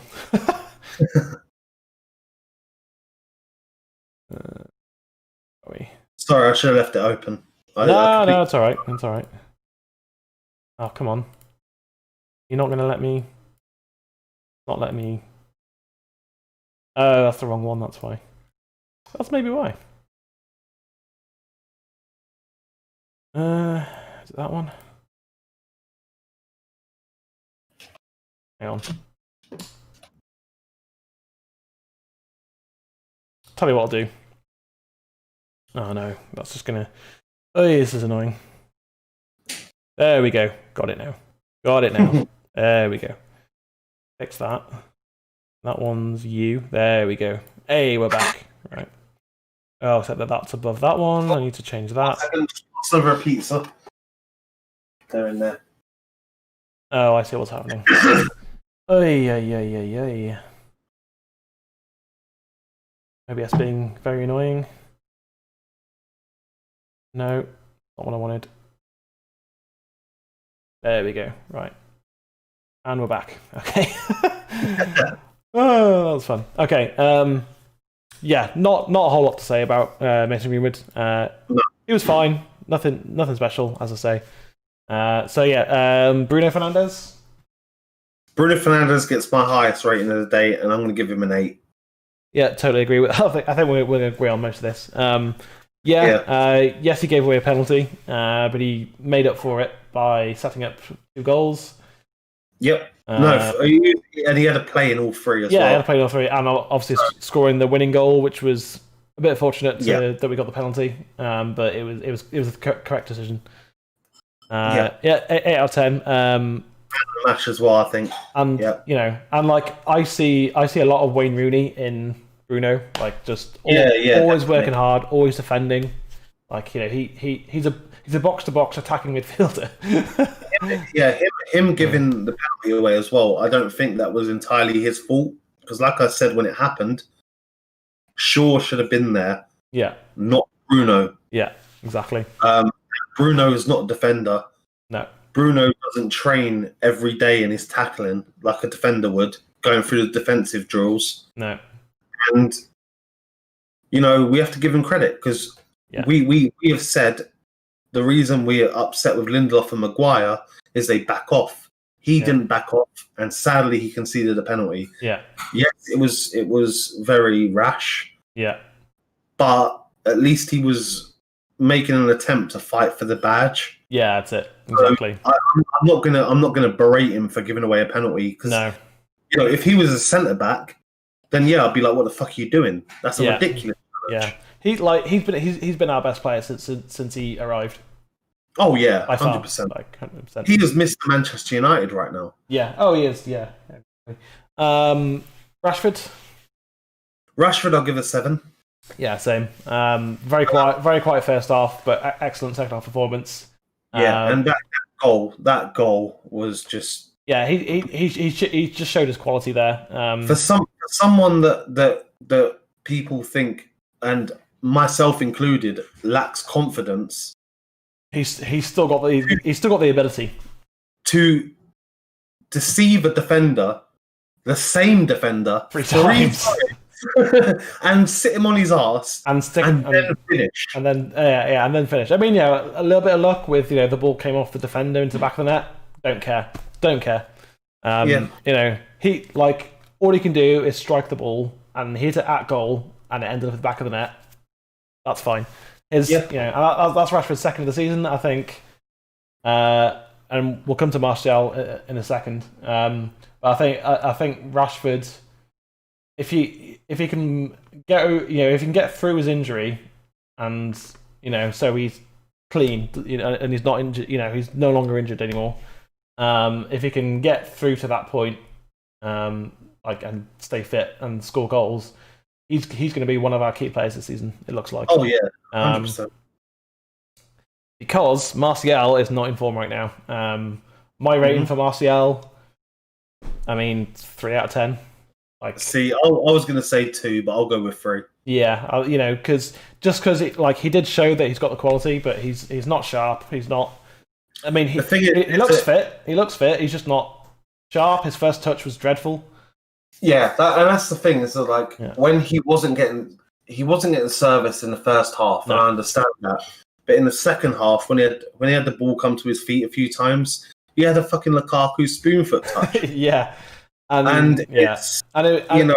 was exactly the same against Palace. Every time he got the ball, he would try and do a step over, and he would jank it into his own shin pad and fall over. Yeah, there going. Yeah. Is this the same player? Even have we brought Lukaku back? Is that what's happened? And with strikers, I like to tar them with the same brush as a goalkeeper. A goalkeeper might spend 89 minutes of a game not doing anything. Yeah, but if in that 1 minute you can make a difference. You can make a difference. You can make a save because you need to constantly be alert. Yeah. And Martial didn't seem alert today, and he came off the pitch and he looked angry. And I don't think he was angry at Ole. I think he was angry at himself. Yeah. Well, I mean, Martial didn't really get much of a rest as well because he went straight on to international duty for France, which he played well and scored a goal. And well, like I've said, I think that he was like through the whole of our stream, our watch along. Yeah. I said Martial is a ghost. Yeah. The first half, I could understand it because he didn't have the service. No. The second half, there's a few chances where you think last season, he skins the defender and scores a goal. Yeah, and not even that, but like even his first game for United against Liverpool. Yeah. He took on 4 defenders. Yeah, and scored. He has it in his pocket. He has it in his locker. He does. Oh yeah, 100%. And his first touch right now is just awful. I don't know why that is. There's something wrong there. It's confidence. I mean, like I said, Rashford scoring against Luton. If Rashford had been rested for Luton, like not played at all, because I know he got brought as a sub. Yeah. I don't reckon he scores that goal today. Yeah, maybe. Yeah. That confidence boost of scoring. It's like, and as soon as Martial gets his first goal of the season, it'll change him. His first touch will be crisp again, and he'll be quick, and he'll be on the ball, and it'll start happening. But he's got to get that goal. Martial very poor today again, which is a shame because we all love Martial. He's been worth the money. Put it that way. He's definitely been worth the money. There was also for the player ratings. There was also 3 subs. There was Donny, there was Fred, and there was Bailly. I mean, Fred 6, I think. He just came on and did his job. And he did. I think he done well. There was that one bit of play where he managed to get the ball in the box. Yeah, and somehow managed to get it out to Rashford on the left wing. Yeah, brilliant pass. By 5, I think. Bailly, honestly, I think Bailly is 4 because. Okay, yeah, that's fair. Yeah. I reckon the goal they scored in the last minute. I reckon he should be getting that. If I'm honest, I think he stretched for it far too early. And that's not a criticism on Bailly as a player. No. That is more lack of game time, lack of awareness. Yeah. But that being said, he also did make some aerial challenges. Yeah, he won, and he won all of them because that's his game. Yeah. He's quick and he's good in the air. Like, just play him. I can't fault him for the goal entirely because it isn't. There was no fault for that second goal from Brighton. No, that's it. But for me, I can't give him a 5 because a 5 to me is like a player. Like for example, Donny van de Beek is a 5 for me. I'm gonna go over to that now because Donny van de Beek came on the 87th minute and he won us the corner that. He did win us the corner. But won the penalty that won us the game. Yeah, but the thing is that he did that, but for 3 minutes you can't really give a proper rating. You can't. No, I mean it's just not applicable. Like he doesn't. And you've got to judge the tiredness of Brighton as well. Yeah, I mean, like we can't actually realistically we can't really give Donny a rating at all. So I would say Bailly and maybe Bailly, Van der Beek 5 each. I'd say. Yeah. Yeah. Okay. I think that sounds like a kind of fair thing because middle ground. Yeah, they come on late and into a system that we can play, but we don't usually. Donny looked explosive though. I will say that again. Like I said, false 9. Well, I think like when he's sitting on a player for 3 minutes, you just turn to him and go, run, use up as much energy as you can. Just run on the pitch. On you go, and that's what Donny did. That's what Donny did. He just ran. He ran everywhere, and I reckon he'll be a United great. I really do. I honestly think that Well, like look at our past few Dutch players: Robert van Persie, Ruud van Nistelrooy. I don't think we've had a failing Dutch player. The only one I can say would be Tahith Chong, who is He's like 18, 19. 18, 19. Never played well for United, really. Scored a couple of goals, but never played overly well. But he's now, smashing it for Wolfsburg, yeah. Yeah, so like he comes back next season, and maybe he's on the bench for us because he's now a really good player. Yeah. I really hope so. As backup for Sancho, if we buy him. The thing is that there's part of me that really hopes we do get Sancho, because if it gets to the end of the season and we desperately need Sancho. Yeah, and if we get to the end of the season, we don't have Sancho, and Chong bangs in like 10 goals, 10 assists. Yeah, and then he comes over and back to United, and he plays and he does well for us. That's brilliant, but that just gives the Glazers a respite, if that makes sense. Yeah, Well, they shouldn't have a respite. They should just put their hands in their pockets. Like with the class of '92 when they came through. Yeah. It was. Totally. Yeah. It was the perfect storm because we had aging players like Brian McClare. Yeah. We had Sparky. We had Lee Sharp, Brucey, and all of these players that were sort of like getting to the end of their United career. Yeah. That we could inject youth into it. That's fine. Yeah. But back then, United were like Division 1 going up and then the Premier League started, and we got relegated and stuff. It was like very shaky. Yeah. You can't win anything with youth, was what was it Keegan said? Alan Hansen, that's it. Yeah. And yet we did, but we only did that because we were a club that didn't have money. We didn't have major sponsorships and all of this. Whereas now we're a club that's financially stable, but we can't compete with the other clubs that are financially stable yet injecting cash into it. So I don't want us to be like, oh, why buy Jadon Sancho when next year you can have Tahith Chong? Yeah, I'm not up for that at all. Don't get me wrong. I'd love it next season if Sancho is a bench player, because Tahith Chong is so good that he's game. That won't happen, but I get what you're saying. Yeah, I'd love that. Right. Well, okay, and then rating for Ollie as well. So manager rating. I'll get honestly 6. I would say. I was going to say 5, but I think Donny and Bailly should have started the game. Yeah, and that for me, the reason I'll give a 5 is that if a player makes a mistake, you kind of speak to them and you say to them, like, look, you made a big mistake. We need to work on this. Yeah. When in the league game before, they make 3 mistakes that lead to 3 goals that mean that we lose points, that player gets dropped.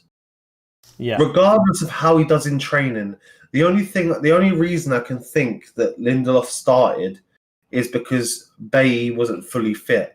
But even if Bailly wasn't fully fit, why not start him for the first 45? Yeah. So for me, Ollie gets a 5 for me. He needs to be ruthless. He needs to be more ruthless. He does. His team selection so far have been questionable. I mean, McTominay over Fred last week, horrible mistake. Obviously, you wouldn't know beforehand that Lindelof would be as useless as he was last week. I think Lindelof was much better today. Solid. Yeah, he was solid. But we still conceded 2 goals. But the thing is, he was solid. We conceded 2 goals, and now that means that he doesn't get dropped for the next game. Yeah. Whereas Bailly should be starting. Spurs are really quick, and we need quick centre-backs. And what people don't realise about dropping players is it's not so much about dropping the player, but it's whether the player that they drop them for can perform. Yeah, and Bailly can. He's shown that he can perform. He just can't stay fit. He's shown that he can, but he never got that chance today. No. Do you know what I mean? It's so now we're going into a game. I think our next game is at Spurs. Yeah.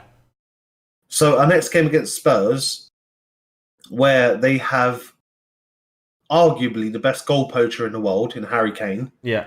Probably at least the best out and out striker in the world right now. Yeah, like literally, he can sniff a goal. Then we've got Heung-min Son, who quick and aggressive and very talented and has an eye for goal. Who, if I'm being completely honest, I feel is underused at a team like Spurs. I mean, he should be at like Barcelona, or I mean, yeah. I mean, maybe not right now because Barcelona are in the right state, but he is an amazing player. He always has been top class player. Yeah, and there was times last season where he got dropped because they wanted to play Harry Kane, and it's like, well, Harry Kane hasn't scored in 5 games. Well, there was bag 2 the game before, and he's still dropped on the bench. You know, yeah. So it's like I look at that and I think to myself, can our defense handle a Mora, Son, Kane, or Bergwijn? Or Bergwijn, Kane, Hudson, whatever. And it's like, no, I don't. No. I don't think we can handle that. But I think Bailly with Maguire improves us dramatically because we've got pace and power then, and Bailly, who's statistically one of the best aerial duels defenders in the league. Yeah, and he's. I mean, if you remember so he's been injured a lot, but his last on-field injury, I think. I might be mistaken. Yeah, I'm sure it was against where he had the concussion. That's right. Yeah, it wasn't Arsenal. Who was it?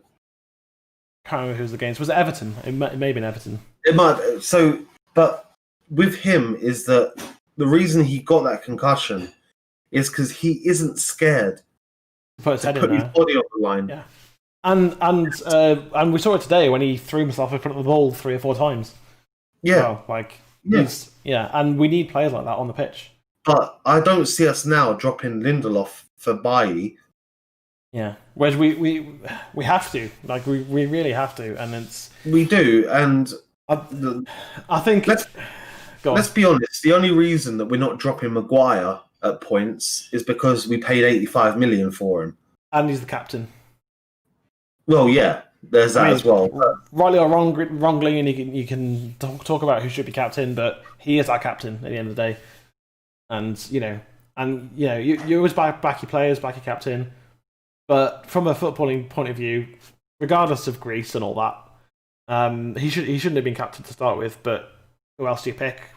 To be fair though, before Bruno, I've seen the leaked video and stuff, and anyone can find it on YouTube. Right. I would also have been in a Mykonos prison if that happened to me.